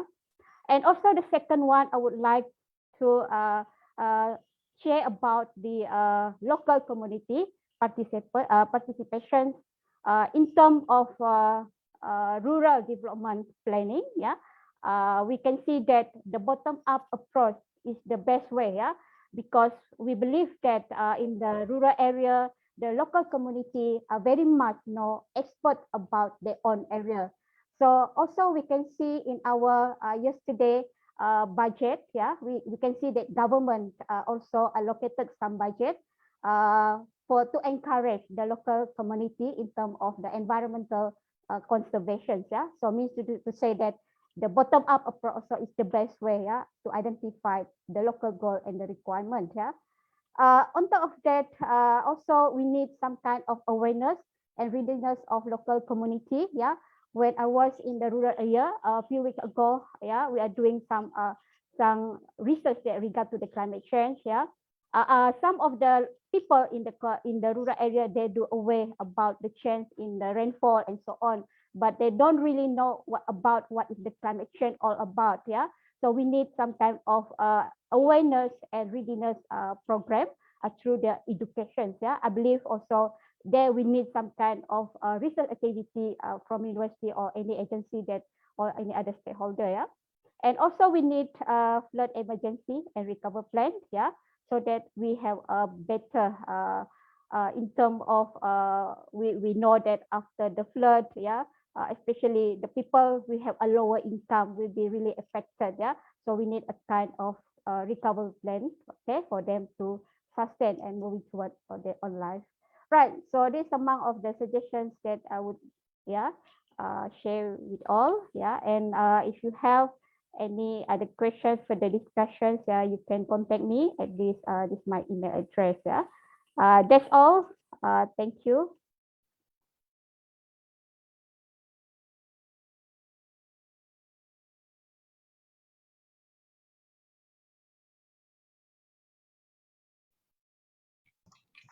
Thank you, Audrey. That was very, very good as well, because you're talking about a topic that's really very strong in this part of the world. And I think it's even globally, it is an issue. I mean, we have strange situations where in Europe last month there's major flooding and quite fatal in some areas. So that's quite interesting. It may not necessarily be related directly to climate change. Nevertheless, it has an impact on what is happening in and around, because it means we need to do something about it. And I very strongly believe that, especially for Sabah and Sarawak in this part of the world, and Johor in some respects, and parts of Peninsula Malaysia, we have these major issues, and we need to address them and very quickly, because we cannot just keep saying or denying that it's not there. We have to find solutions to these things, and I hope that at some point we can get together and do something, and something quite fast. And of course, it's always the case that you will need money. Nevertheless, we have to find a way that to make this happen and get it done, because it's no longer a case of just climate change. It's a climate crisis. We have to address this very strongly. And we know that in other parts of the world, it's burning in many areas. In Japan, even. And during that time, as I recall, I think it was around autumn or winter, yet they have forest fires. So what does that tell you? It's quite a phenomena, and it's something we all need to address. Now, I'd like to introduce our next speaker, who's Adrian Bani, we call him, Lasimbang. Of course, he's a former senator at some, not so long ago, actually. And of course, he's a very strong, if you like, very humble activist. And that's why I like him. One of the things that make a difference is I think all of us need to be activists at some point, because otherwise we will just go along, follow the game, and then follow everyone else. We need to stand out. And the people in this forum, as I can see, are very, very strong personalities that could make a big difference. And I, for one, want to stand and do so. Not to stand as politicians, by the way, because I'll be lousy, but as an activist in a nice way. Because through this, and through this kind of gathering together, it becomes a voice, of a strong voice that we can really put together, influence, and make people notice. We have to do this, and it's an opportunity for us to gather strength. Okay, I won't introduce too much about Bani, because he's a great friend of mine, and I've known him for years and years. We are in some ways cousins. And of course, I think all of you here are cousins to me anyway, because we're all part of the human race in any case. And we have to do something. And through that, we have to remember that in this planet, I'm going kind of, a vision now. In this planet, we are probably the youngest occupants. The people who know Borneo and know everything about Borneo are not people. They are the inhabitants of that big island, of this big island, in the sense of the microbes, the birds and the bees and all the other ones. They are the original inhabitants of the planet. We are here in a very short time, relatively, and we are the ones that are trying to destroy and conquer. It's the same with other places. Europe, for example, we know that um, they are replanting trees because they destroyed them during the Industrial Revolution, for example. So these are perspectives that we need to learn. And for us in Borneo, one of the most pristine jungles in the world, probably one of the best rainforests in the world. We have one of the best coral triangle in Sulawesi economic region. I mean, eco-region. These are really things that we need to focus on and do something about. So I want to say my piece before we go on, because to me it's such an essential thing to remember that we are part and parcel of this big island that we need to do something about. And I can see that the comments from you guys in the chat box of how you feel about this area. And please, let's have a discussion by saying how you feel about the island and what you can do.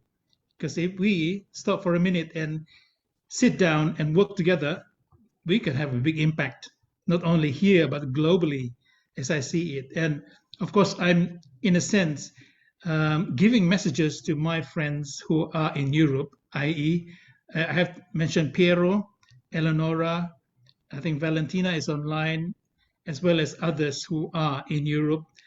We can make a difference and we need to work together. If it's through the Global Covenant of Mayors, let's do that together with the Borneo Forum and the Borneo Organization, plus UTM and others. You all have a stake in the life of the Borneo Island. So, okay, I've said my piece. I now turn over to Bunny. Thank you so much, bro, for being here. And he has something really exciting that we need to share, because it's not just relevant to Borneo, but it's actually relevant to the whole world. Thank you, sir. Thank you.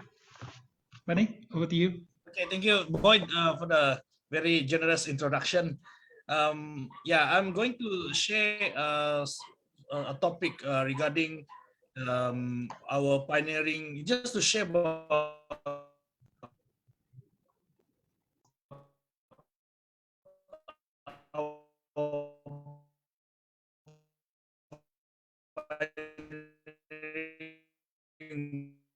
work with regards to the previous speaker. Important aspect in combating climate change is actually looking at energy, and energy is actually one of the lowest hanging fruit that we can address when it comes to trying to mitigate climate change, and also how to create a low carbon society. So what we have done in Sabah is actually looking at how we can power or provide electricity to these remote communities using off-grid mini-grid system, particularly using micro hydro technologies. So a brief introduction. I just want to introduce myself and our organization called Tonibung, of Friends for Village Development. We are based in Sabah, in Penampang, and we run a mostly program on small-scale renewable energy systems, particularly micro hydro and solar photovoltaics. We also do solar thermal, and more recently we are also exploring technologies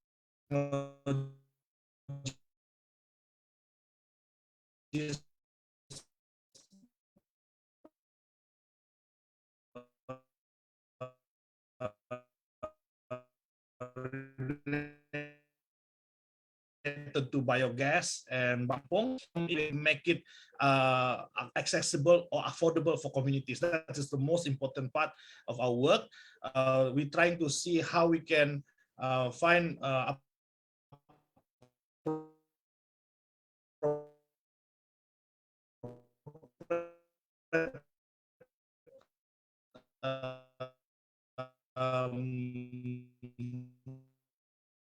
design and also approaches in deploying these renewable focus of our youths to be aware that the communities are well equipped with technology. They're competent enough to run the systems, because a lot of the times when we bring technology to the community, we often disregard the importance of empowerment, empowering the communities on how to manage these systems.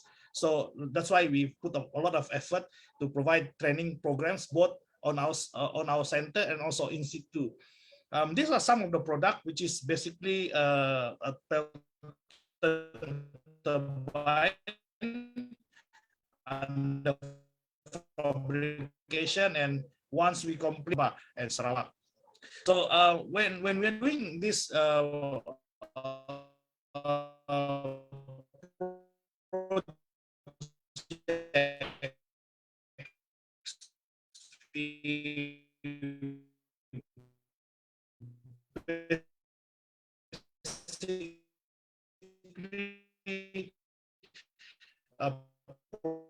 provide affordable renewable energy systems for and to that the community is all able to women's, especially the women's group empowerment, to make sure that social from the products that they produce, many other agricultural products, but normally because of their remoteness, it's very difficult for this product to be marketed outside and package it, and now with the end of online marketing online. So the third part is actually building the local expertise and also enterprise, because you can see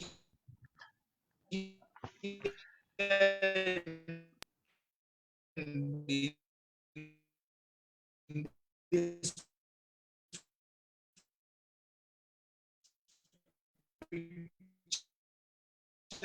there's two youths that have well based for the micro hydro systems that we do, and of course we are trying to make sure that we can also create. Yeah. Can you maybe turn off your video, because your line is unstable. Okay. So sorry. So I.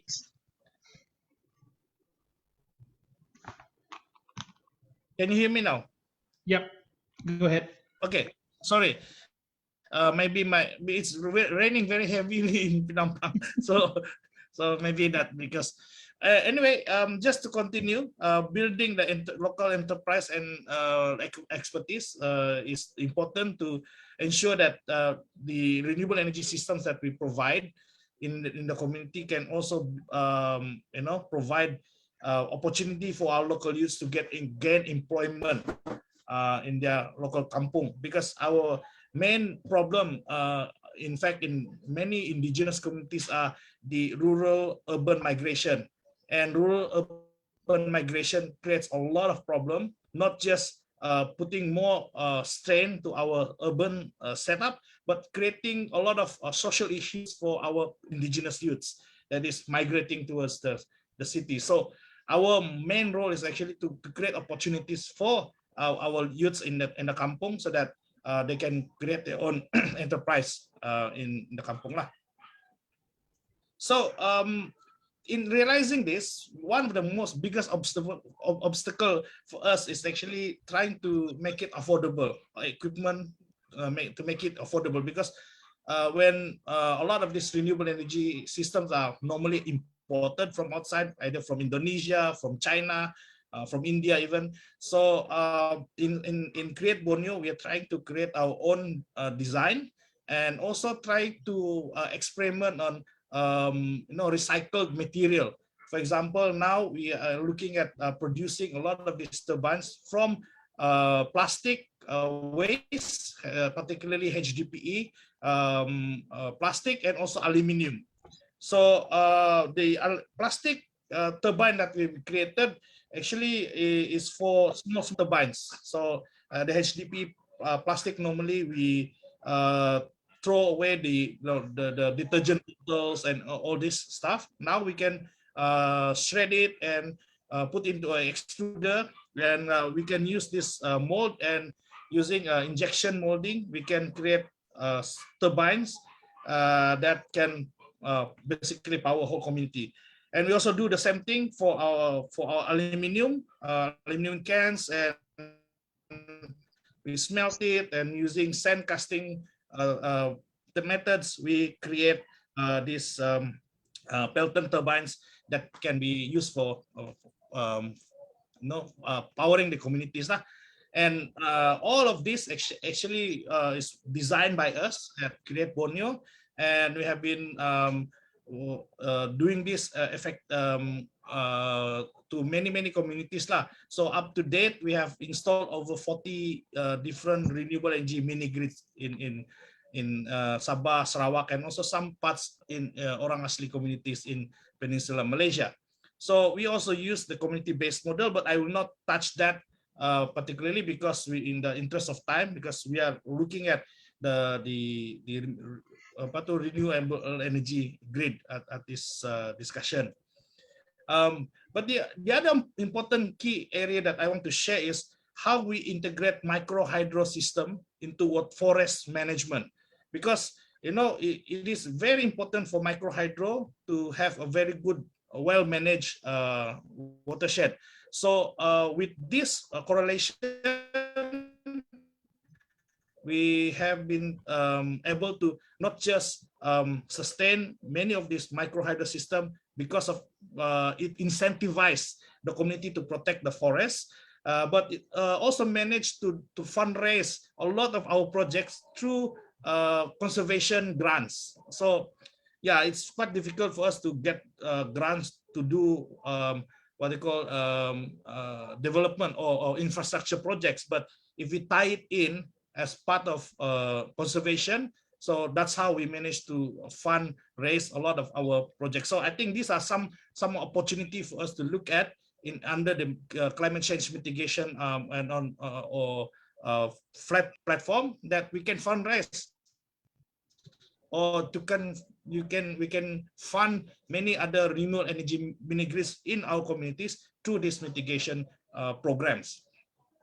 So a typical mini grid setup is actually carbon free. So you get water from the hill, from the mountain, small intake. There's no dam basically, but you just take some portion of the water from the river, goes to penstock, it runs a turbine, and we have control systems, and goes supply the water, the electricity to the whole village. And it also helps to generate other opportunities for the villages when we have these mini grids in their village.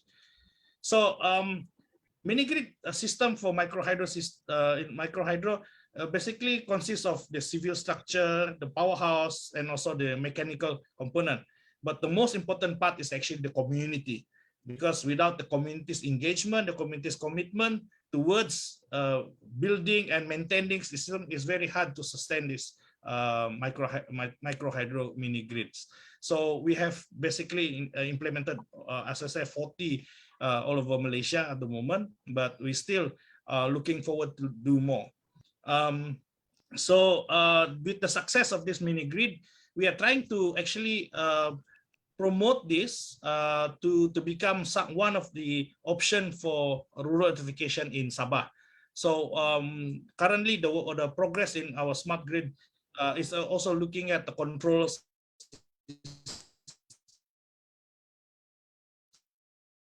which is locally produced, now producing this control system in our center. And for this, we have been also looking at how to make it more mainstream by looking at how we can use our renewable energy mini grid as opportunity for rural electrification. So under the UKPEC support, we are currently undertaking a study to identify villages that is unelectrified, and we are looking at how to adopt or to bring this to the government so that they can adopt it as one of their plan to electrify the rest of the community. So I won't go to this because I've been running out of time, but I just want to share that all these mini grids are actually currently been deployed and developed with collaboration with communities. And there are a few projects I also done in, for example, in Sarawak, in the Baram area. In fact, the Barrio micro hydro system that failed many years ago, we revived it. It worked for some number of years until the new solar farm came in. But the point I want to make here is it works, and it's just right out our doorstep. It's just a matter of giving it a recognition. So I think to end, it's actually how to, well, in Borneo, one of the biggest problem is to reach the last mile communities. So it's a logistically nightmare. But when we go to these places, there are a lot of opportunities, but it actually it's a very fulfilling and very it's very fulfilling to do our work there. So maybe I think that's all I can share for now. I just want to thank again Boyd and the rest of the team at Borneo Forum for giving me this opportunity for us to share one of our work here. Thank you very much. Sorry for my internet, it's really very bad now. Sorry. Thank you, Adrian. I think for Adrian, it's one of those, because every time we meet, and there's a connection issue there, because it's always raining in that part of the Penampang, where I come from as well, by the way, not far from where you are, and it's always raining, and of course, everyone is worried about flooding, and it could happen at any time, and it's a big issue, of course, over there. Now, moving on quickly, I want to introduce Eddie. A good friend of mine. We work quite a lot for a number of years now. When I was working with Iskandar Malaysia, in where I am at the moment. Just a short one here in terms of introduction, mainly because you have your accolades very strong, but mainly Eddie is a journalist, editor, social entrepreneur, planner, trainer, and strategist. So it's quite a lot of accolades there in my view. And I like this label, this title that you have when you started the Iskandar in IRDA newspaper. IRDA is the agency that is developing Iskandar Malaysia. It's titled Director of True Soul Media, which is pretty nice. At the moment, he is, of course, also the board member and director of the UN Global Compact. And the reason why I wanted him to speak is because UN Global Compact is an agency in the UN and part and parcel of doing something for Malaysia and Brunei at this point. So I thought it would be great to have an international connection in this sense to talk about what we can do for Borneo in this sense. So I leave it out to you, Eddie, and please go ahead. Thank you. Thank you, Boyd. Am I audible enough? Can you guys hear me? Yep. Okay. All right. Yes, loud and clear. Awesome. Thank you so much. I think we are all experiencing some sort of internet connection issues today, but one way or another, we all managed to resolve it. So yeah. So thank you everyone, and wonderful sharing sessions, and most importantly, thank you to the organizers. Thank you Ken, thank you Boyd. You guys have done a lot of back end work that I believe that we had a view of what you guys were doing behind the scenes. And it's a lot of work. So thank you so much for putting it together. And now, good morning, good afternoon, good evening. I know there are people from all over the world here, and thank you so much for joining us today.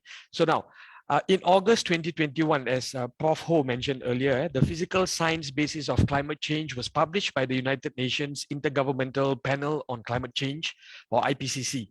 Well, the report says that extreme weather is expected to increase in line with temperature, and compounded effects of heat will have greater impact on society.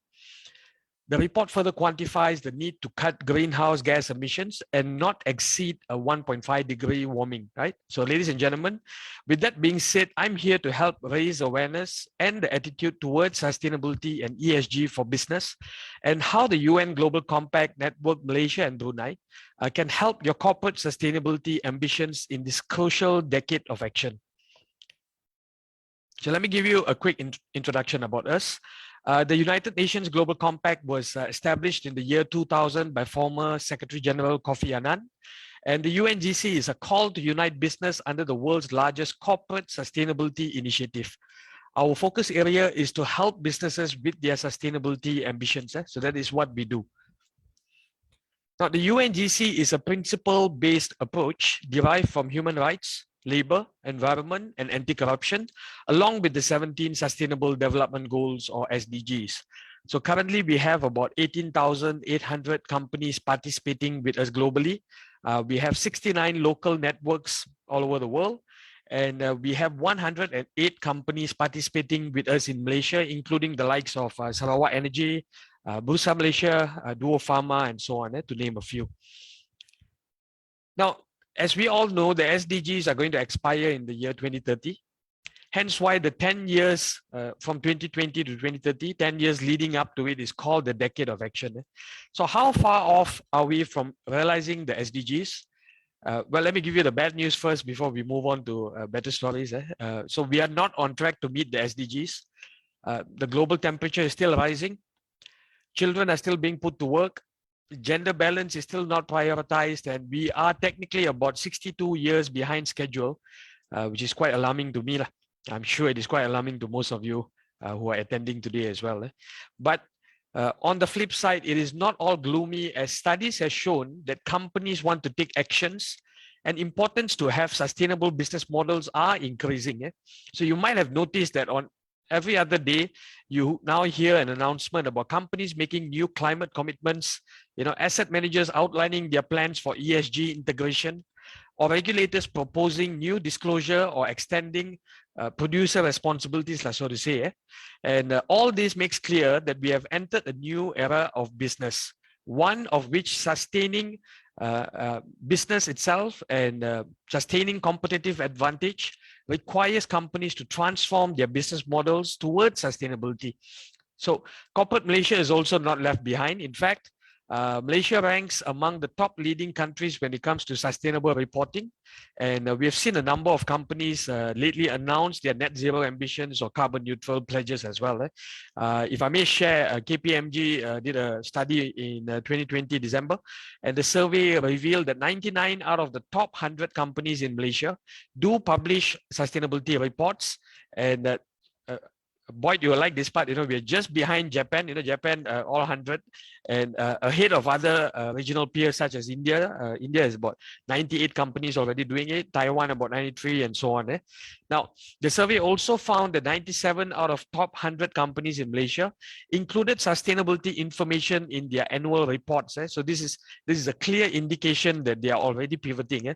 And as Prof. Ho mentioned earlier today, we must look at science-based targets, right?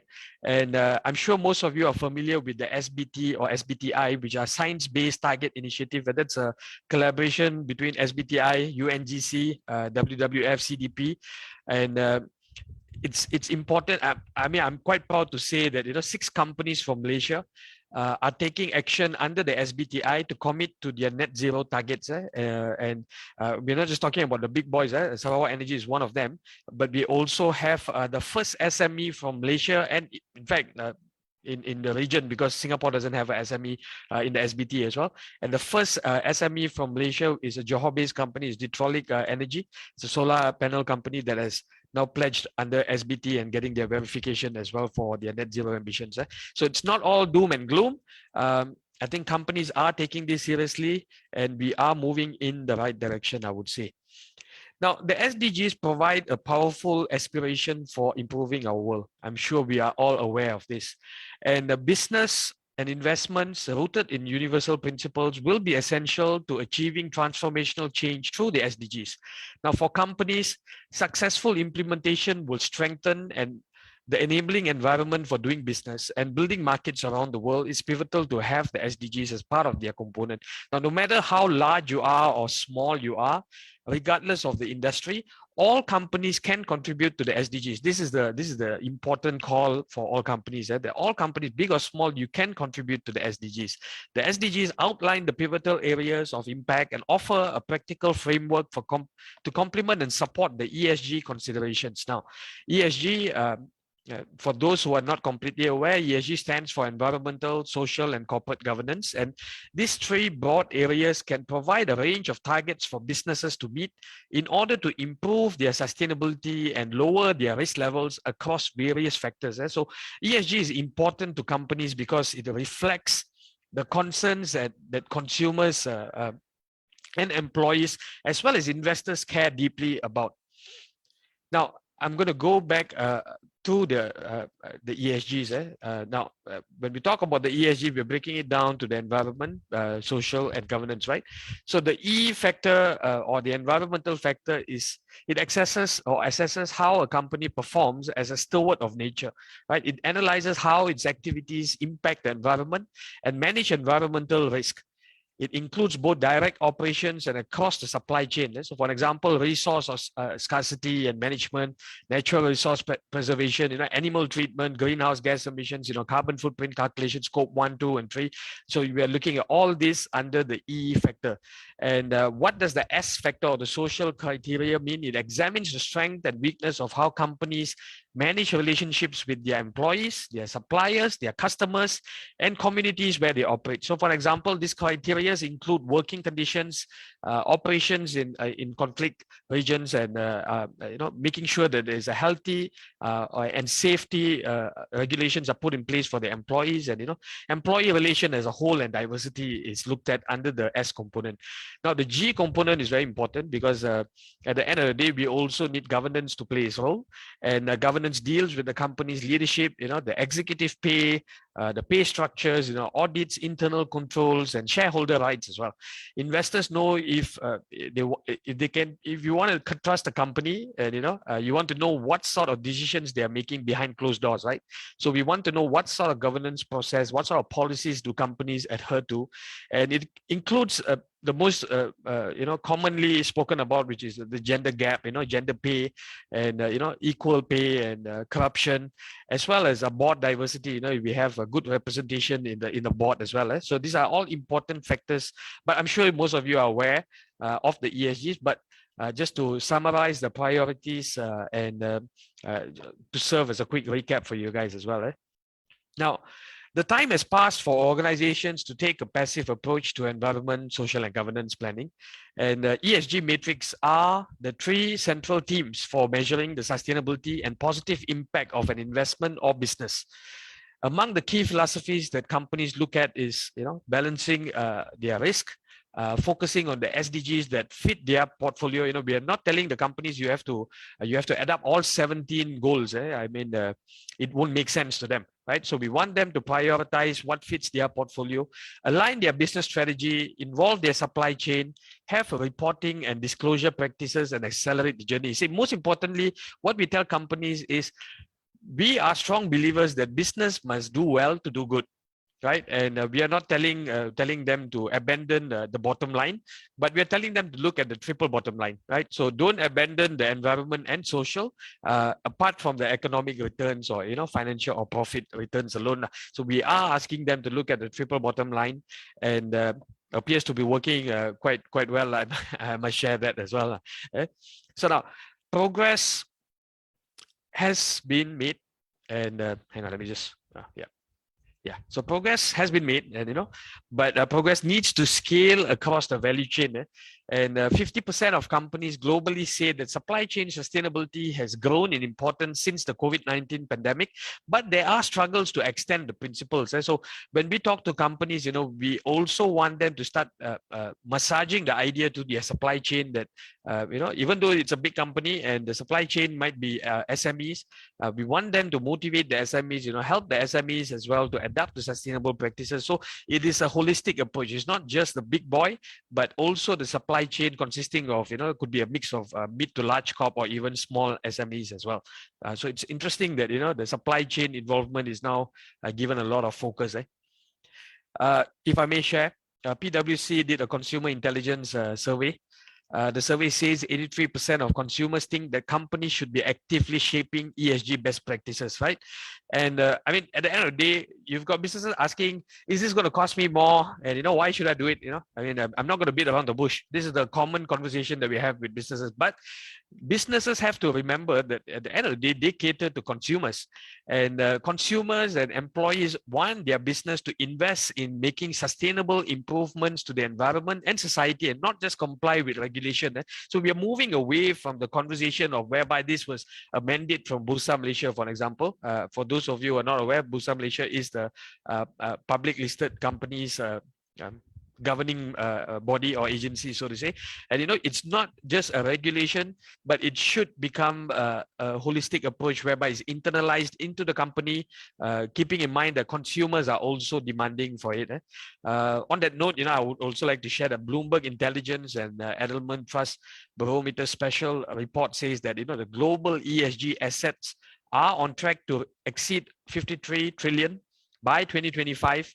With 88% of investors believing companies that prioritize ESG initiatives represent better long-term opportunities and long-term returns. So we also come across companies telling us that, it's not an investor requirement, but I think the game has changed, right? So you have the biggest investor in the world, BlackRock, they have put out the word that they will be working or investing more in ESG reporting companies and things like that. So to say that the investor market is not looking at it, I would beg to differ.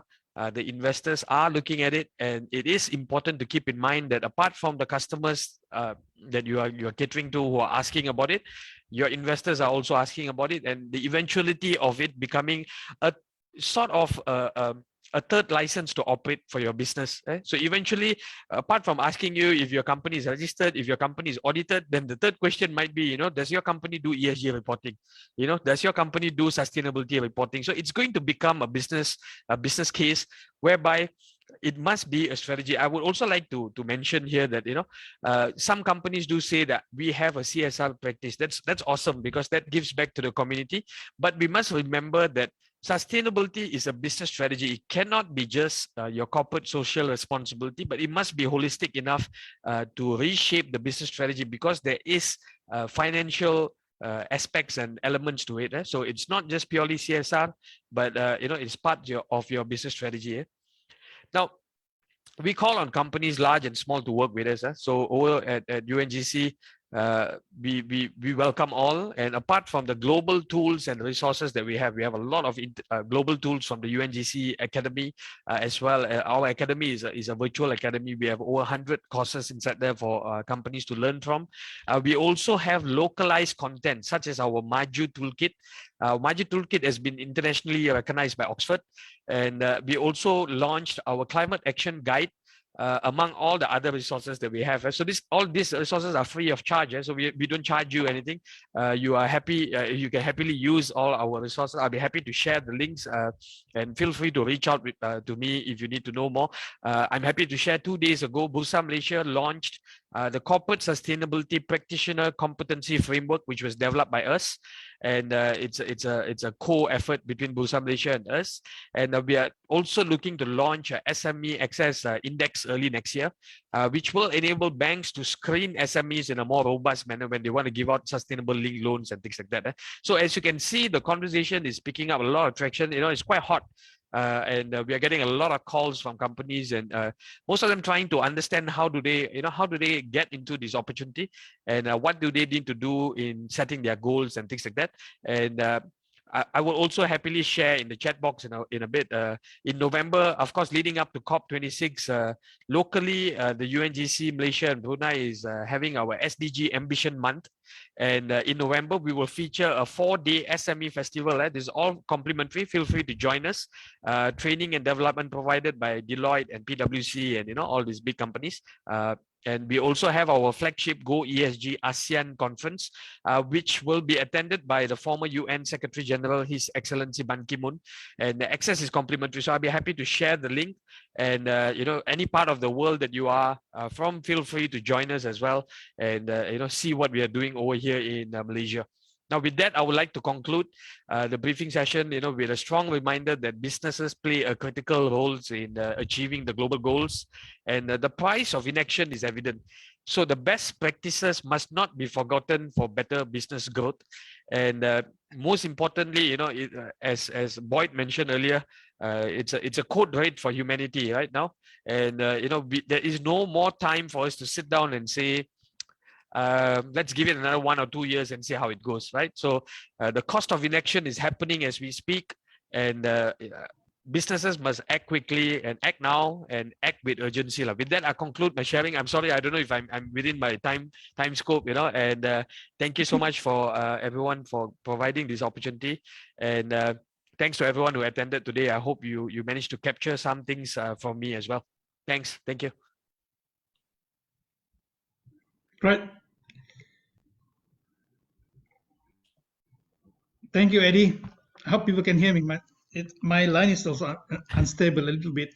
In fact, the topic of businesses working together with climate was raised. Chao and I were there, and it was a big thing at the time. They were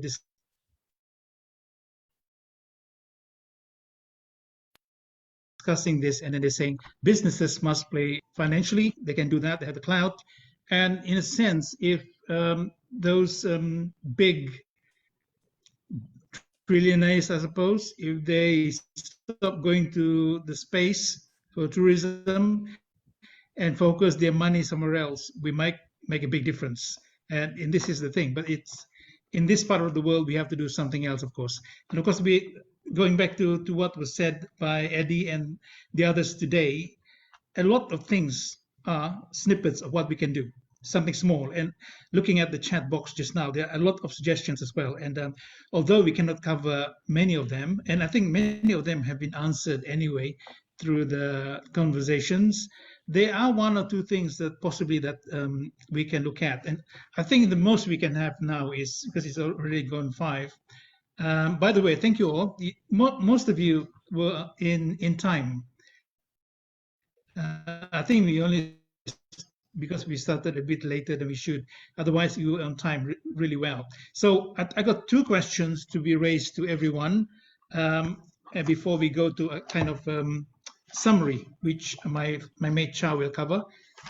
These 2 questions are quite pertinent in my view, and I guess not answered during the chat just now. But I think if we can just do this as a quick answer, we can do a bit more lengthy answers later on through emails. And I'm happy to answer some of these later on. But I just raised this to the panel, to the speakers. One is, what can Borneo do to move to a more circular economy within the island? So perhaps it's something that we can just discuss fairly quickly, or at least have some kind of quick answers. If I may, I turn to Prof first, and then we'll go on to others. As I said, I will only have 2 questions that I want to speak of at the moment, because we are running out of time. Prof, can you answer that one? What can Borneo do to move to a more circular economy within the island?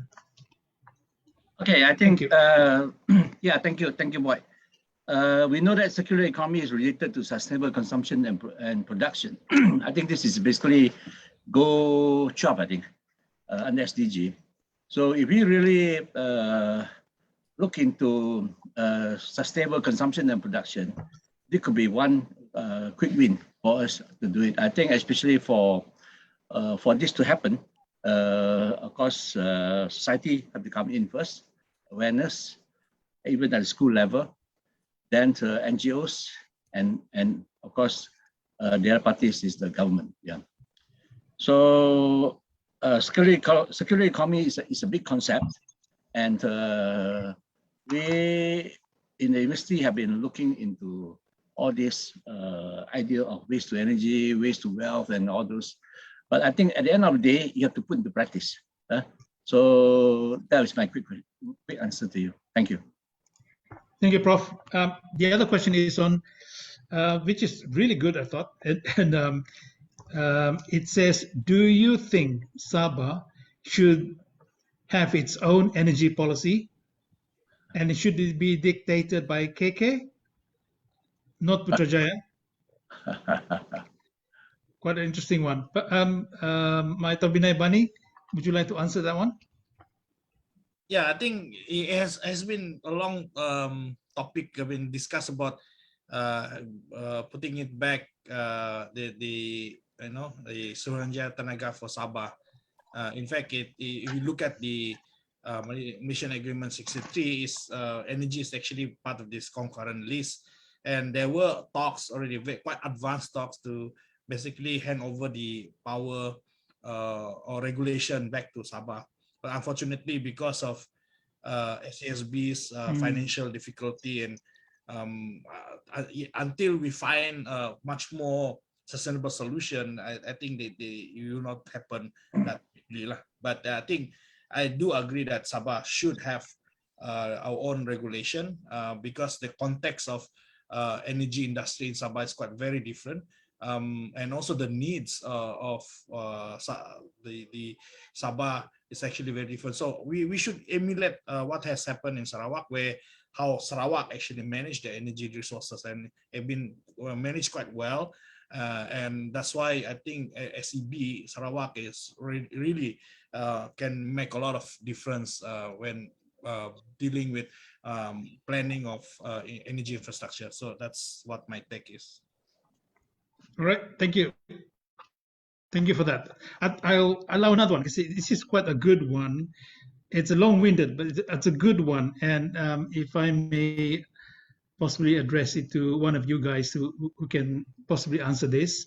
What development growth are we expecting in the next 2 decades in Borneo? What can the 3 countries do to ensure the island can become a resource of carbon offsets? I'll repeat that again. What development growth are we expecting in the next 2 decades in Borneo? What can the 3 countries do to ensure the island can become a resource of carbon offsets? Anyone would like to answer that one? I think start by protecting our peat swamps.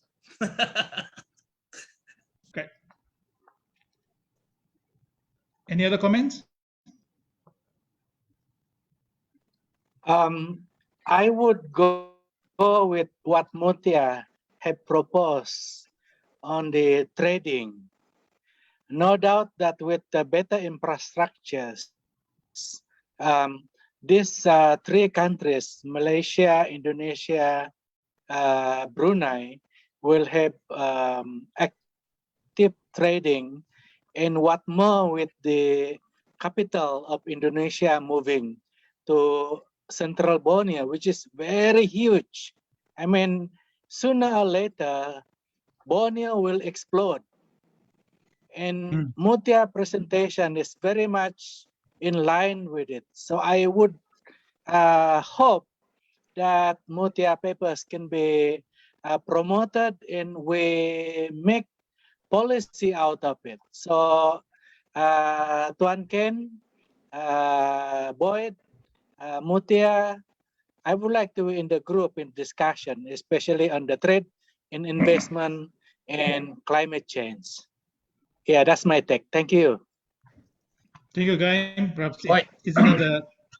Yeah, but my take is probably should look at the broader macro level at ASEAN level, the climate change. I think since Sabah, Sarawak, Brunei, Indonesia, the Borneo Island, I think the ASEAN common ASEAN macro policy must be there. And of course, at a very micro level, I think this is where Eddie Suresh come in, bottom-up approach whereby the ESG come into picture. So I think if we have that in hand, I think whether it's legal perspective, governance aspect, policy level, I think we should be able to reach there. Thank you. Thank you, Prof. Unfortunately, that's all the time we have in terms of Q&A. I'd like to now turn to my mate Chow to give a quick summary, if you don't mind. Chow is a very close friend of mine, and we work closely together with Prof. Ho in terms of the carbon actions for Malaysia. And through that connection, as well as connection with, especially with Japan and the EU, we are making a lot of headlines, if you like, on not only within Malaysia but globally on what Malaysia should be addressing. So we want to work with the Malaysian government. At the same time, we also want to work with our own Sabah government. And I'm sure that Mutia and Audrey and teams want to work with their own respective states, as well as Indonesia and Brunei. And we hope that we can do that. And I noticed that Pak Edward is in this forum as well, so which is great to see and to learn from all angles, from the government side of Indonesia to academics and to businesses. So if I ask Mate to give a quick summary, please, before we round up. Thank you. Yeah, thank you, Boyd. In the interest of time, I think I'll simplify my note of appreciation to everyone by just saying a big thank you to everyone and for this opportunity to kind of key points so that hopefully this becomes some reminders to us as points to take home. And also thank you, Boyd, for putting me in this position. So it keeps me on my toe for the past 3 hours so that I pay my utmost attention to all the speakers at all times. So to keep it short, let me start by saying that among all the few sessions that I have had the opportunity with people from Sabah and Sarawak, I must say that Borneo never failed to actually impress me and never failed to inspire me. Borneo, in my view, from what we heard today, is a land which is very fortunate. What is given is a hotspot for biodiversity. It has all the resources and so on, which we, I think, need to learn to cherish and learn to actually appreciate and protect and enhance further in the name of sustainability. But I think very importantly, as what is demonstrated in these 3 hours, listening to the people speaking, looking at the comments given in the chat box, actually are the people that are present here. And I think these are people, the second point, apart from Borneo being fortunate because of what it actually has, physically, geophysically. The second point is it has the people, and which is why it is such a fortunate land. And we can see that people here are very passionate. They have shown their love for the land, for the people themselves. They have demonstrated really very strong will. Their adaptive capacity is very high. They are resilient, and out of that, we can see that they are very innovative. I think these are some of the key characteristics and qualities that we can pick out very obviously from the contents of the presentation given today. 8 altogether within 3 hours. So I think that is very impressive. And we see there are Sabahans here who are in Sabah, Sabahans who are actually away, far away, not in Sabah, and perhaps also non-Sabahan who have actually fallen in love and chose to actually settle in Sabah itself. And also, of course, people who are not Malaysians even, or out of Borneo, not Kalimantanese, not Bruneian and so on, who somehow cares a lot about Borneo being a very special island on the globe, and who actually stay on with us until now. There are still 92 people that I can see in the participants list. And I think we should all congratulate ourselves and pat ourselves on the back as I'm sure by staying on, it clearly demonstrates that we are hardcore lovers, and also people with very strong passion for nature, for the environment. And of course, at the same time, we want to make sure as a developing country, economy and society will continue developing. And I think these are the kind of common goals that we are sharing that keep us here. And therefore, see, looking at this, I think what I can conclude is probably that I'm inspired. And I think a lot of people here must be also inspired, motivated, and also humbled in a way.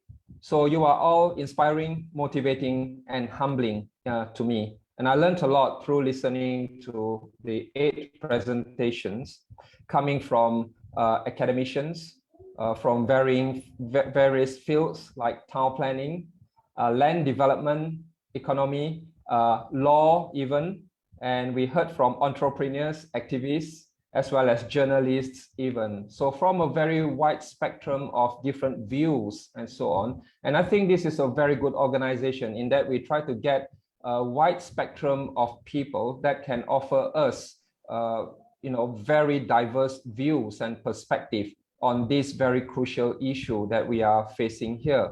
And not only that, all this diverse group of people have given us a perspective on Borneo in terms of diversity, tackling climate change, sustainability, and so on, across the various scale of global macro level, if you like, macro perspectives of things, and also right down to the very micro on the ground place and community specific view of issues, of things happening in Sabah, in Sarawak, and also in Kalimantan.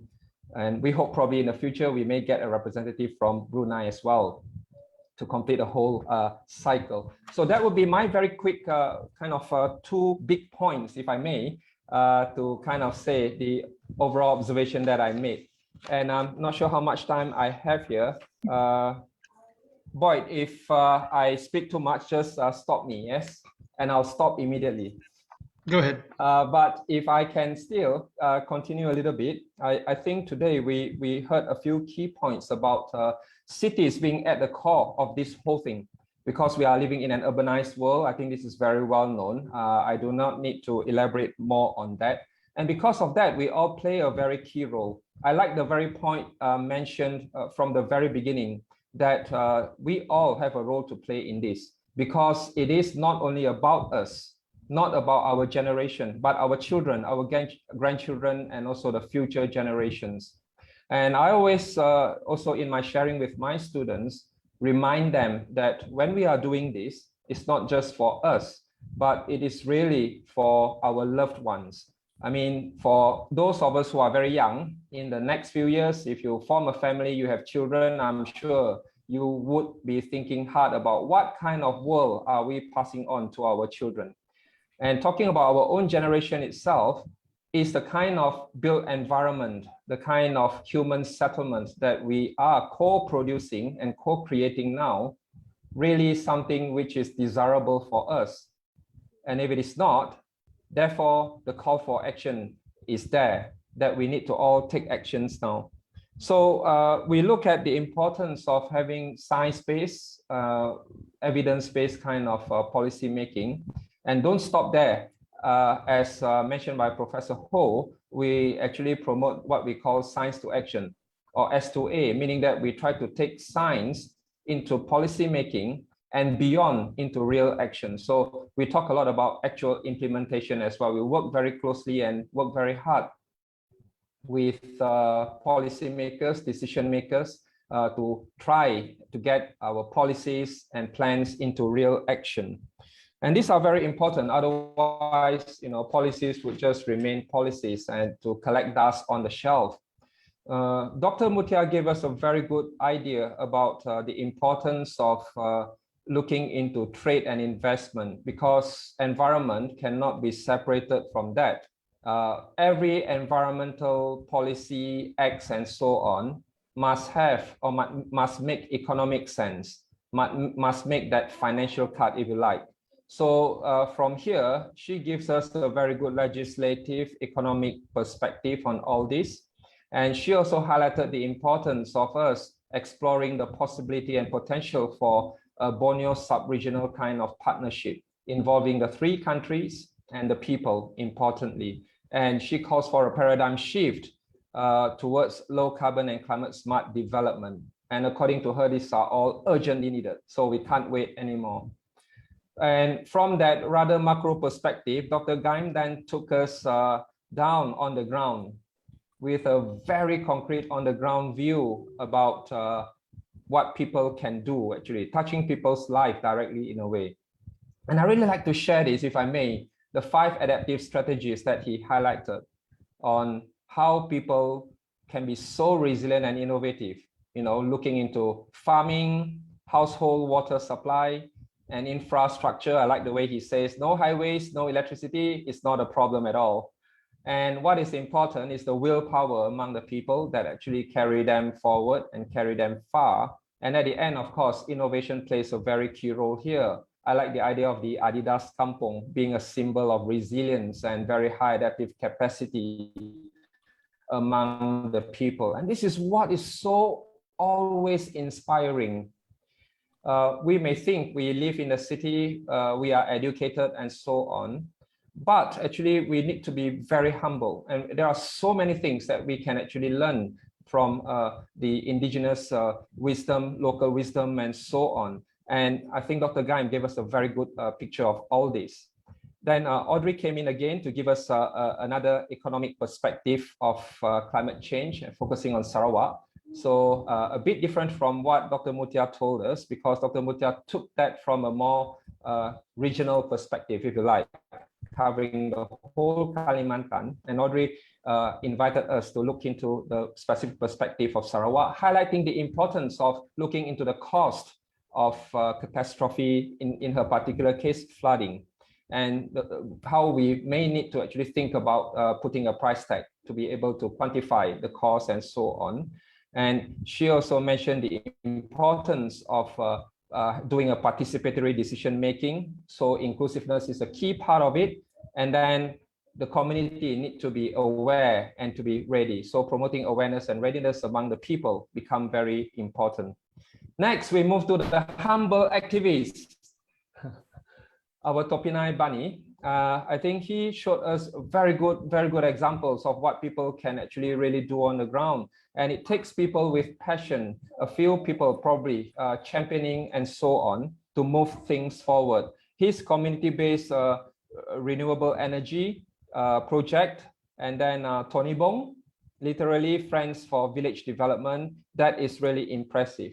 CREATE, which is a very nice acronym and which really aptly reflect what the center does actually with the people. Looking into appropriate technologies, this is amazing. I mean, that's exactly what we need. It's not only high technology, which could be quite expensive and so on, but appropriate technology based on what we may actually extract from the local resources, including waste, and how we are able to innovatively repackage the waste into very useful implements or equipment. And in this case, it's used for renewable energy. I really like the Sabah RE Square roadmap, renewable energy and rural electrification, sorry. So Sabah RE Square. And he concluded with, when the going gets tough, the tough gets going. I think that is very motivating to us. Lastly, our friend here from Iskandar, Malaysia, where I'm also based in, Eddie gave us, I think, a very good idea, taking us again up to the, if I may say, global view of what we can do. And I think he shows very clearly the fact that sustainability, stewardship of the environment and so on is actually inseparable from businesses. So in fact, businesses tend to gain rather than to lose by going into sustainability and so on. So we are going into a new era of business, so, and we need to understand that this is actually never a zero-sum game. So everyone stands to gain actually. if we work in this together. And he highlights very clear opportunities for us to connect, in fact, to escalate local actions to the higher level policy strategies and institution. So sustainability is a business strategy, not just CSR. I think it's a very key point that I need to take home as well. I tend to normally look at the corporate sector as doing things, as a show of we are doing something for the society. We are returning for the society in a way of CSR. But it should go beyond that. In fact, by going green, by going sustainable, it's a business.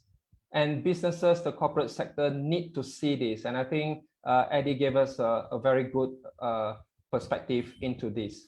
So I think that's what probably I could very quickly summarize, and also my earlier two big observations of the whole thing.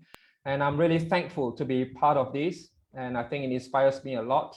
At least we can all actually move forward. And hopefully this is not the end of it. And then all this will be put into some actions. I'm not sure whether Topinai Boyd later will talk about his declaration on the environment. But I pass it back to him. So thank you very much for this very opportunity. Thank you, mate. That's very useful. As usual, it's a paper in itself, and that's what I wanted, because it's necessary to because we are doing a 3-hour slot, as it were, to round it off and find out what was the things that were said, what we can do, just to give you some. Ken, if you can just get ready on sharing the declaration briefly, and I will talk about it as we go. But I want to tell everyone how important it is that we have this kind of engagement, this kind of forum, because I know it's a Saturday and everyone is busy, but I really feel that we have achieved something here together. That's something that we can do and something we can focus on in our own way, whether it's through our own agencies, our universities, our governments, local authorities.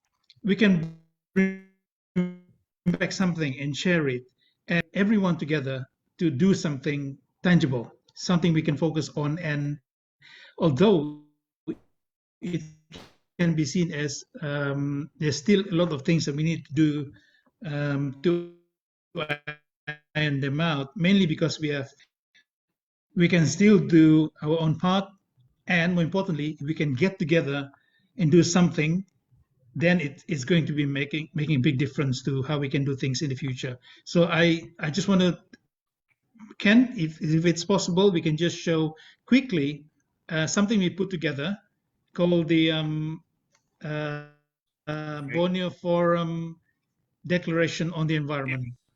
Now, this is by no means, it's voluntary, and it's by no means concretized just yet, but I just want to show you what we have in mind to be carrying on to the next level, if you like, following this Borneo Forum. This is something, yep, not yet. You can't see yet? Okay. Okay, I need to stop share and share again. Yeah. Let me share again. Can you see it now? Okay. Now it's 2.5 pages. Very much Borneo Forum Declaration on the Environment 2021. I will send this to everyone. We will send this to everyone so that you can have a read and digest. And if you think that you want to change some of it, please do. And if you feel that you can relate to this and you want to be part of it, and please sign if you like and be considered as part and parcel of this. It's not binding in any way. It's just a way of putting our thoughts together and come to a point where we are doing it together in that sense. I think this is the earlier version, Ken, but it's okay. It's just a flavor. Maybe just go to the front page in terms of what we want to do. It's the discussion that we've had, how we can do it in our own territories and our own areas, our own villages even, and then we go from there. Let us know how you feel. If possible, within the next few days, if you are happy with it, let us know.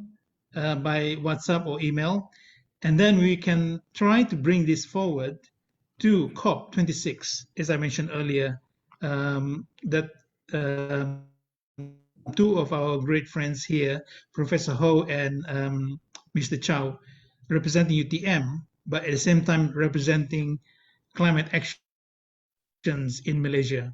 And hopefully they can bring this document with them to COP and share, or at least told to the rest of the world, if you like, of what Borneo Forum and what the Borneo organization wants to do for the environment.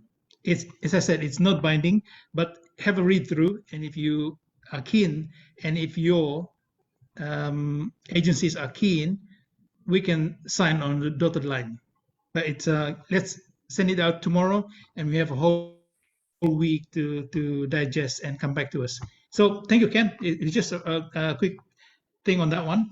But very much, that's the whole session, ladies and gentlemen. Thank you so much for being online and staying with us. I can see this. Some really, all of you are really great to be staying here. And as Chow said, staying here and with us, that speaks volumes for us. That we should do something for Borneo and for our respective territories. So let's continue this. My friend Sim mentioned about whether we can do an actual kind of forum next year. Definitely, if we're going on with location somewhere, whether it's in Kali or Labuan or somewhere else, but within the island, we want to do that so that you can see face to face, and we can even get to know and discuss further, because I think now we know each other more or less, then we can discuss further. And so hopefully I'm going to time it, Ken, if that's okay. Those will need to withdraw. Nevertheless, we have this forum every month on the final Saturday of each month, and there will be different topics. And if you are keen to talk about something, biodiversity, or for example, water, or a specific topic, let us know, and then we can arrange something along these lines. This is your platform, guys. It's not ours. It's a platform that you can use, and let's promote it together and become part of this Borneo community, as it were. So I'm hoping that that's enough from me, Ken. Back to you. Oh, sorry. Before I finish, very quickly, I promise Mutu that I will ask him to speak his question fairly quickly, Mutu, and then we'll go back to Ken.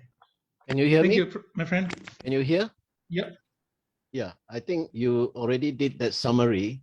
I was going to ask you, can Borneo Forum do a cabinet paper to be presented to the whole Sabah cabinet, or at the least give a summary of your findings here to the CM in person? Because that will be helpful. Otherwise, wasted time with all the eminent minds here. I think I learned a lot. Thank you very much. You have enriched me, but we must make it, turn it into action. Yep. Do a cabinet paper, or at least a summary to the Chief Minister. Thank you. Thank you, Mutu.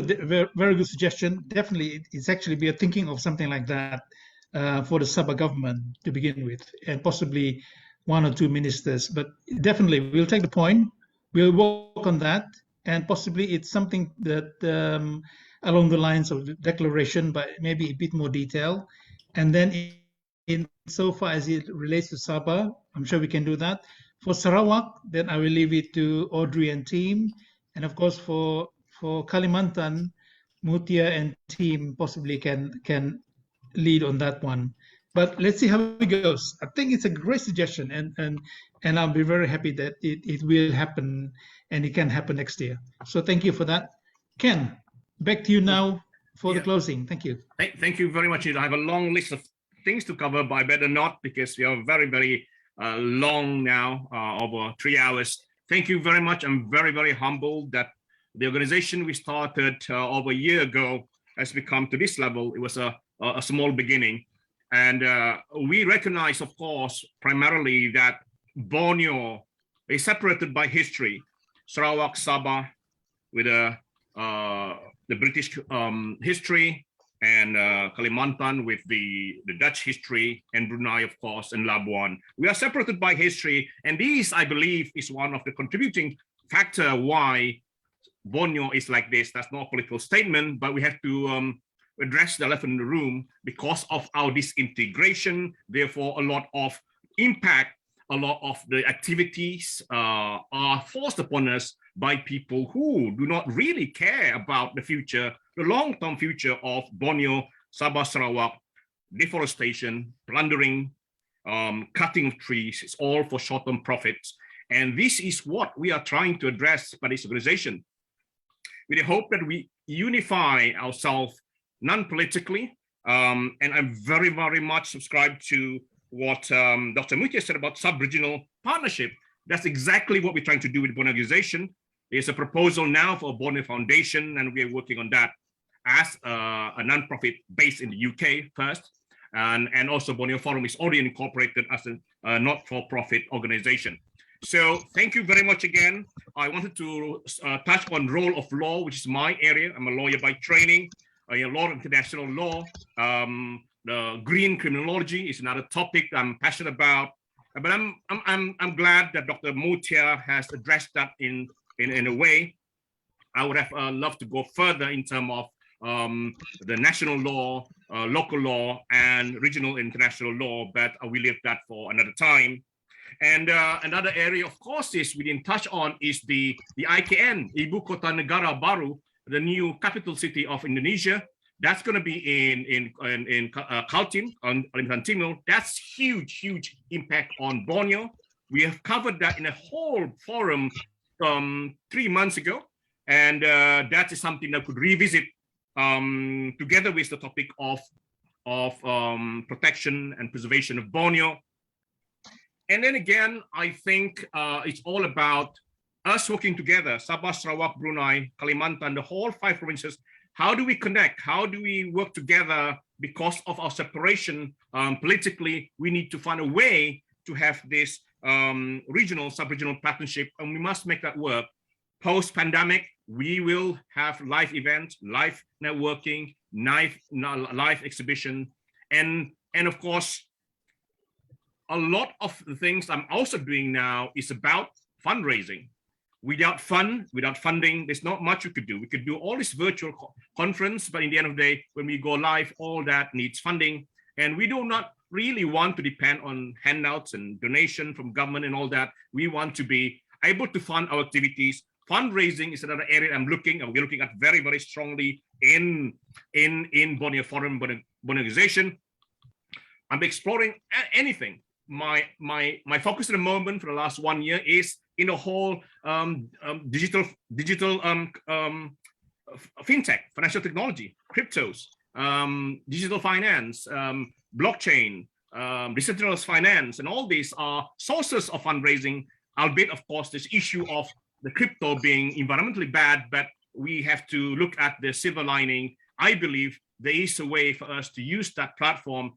Billions have been raised through ICOs, initial coin offering. Is that an area that I'm looking at as well? Who knows? Borneo coin could be something.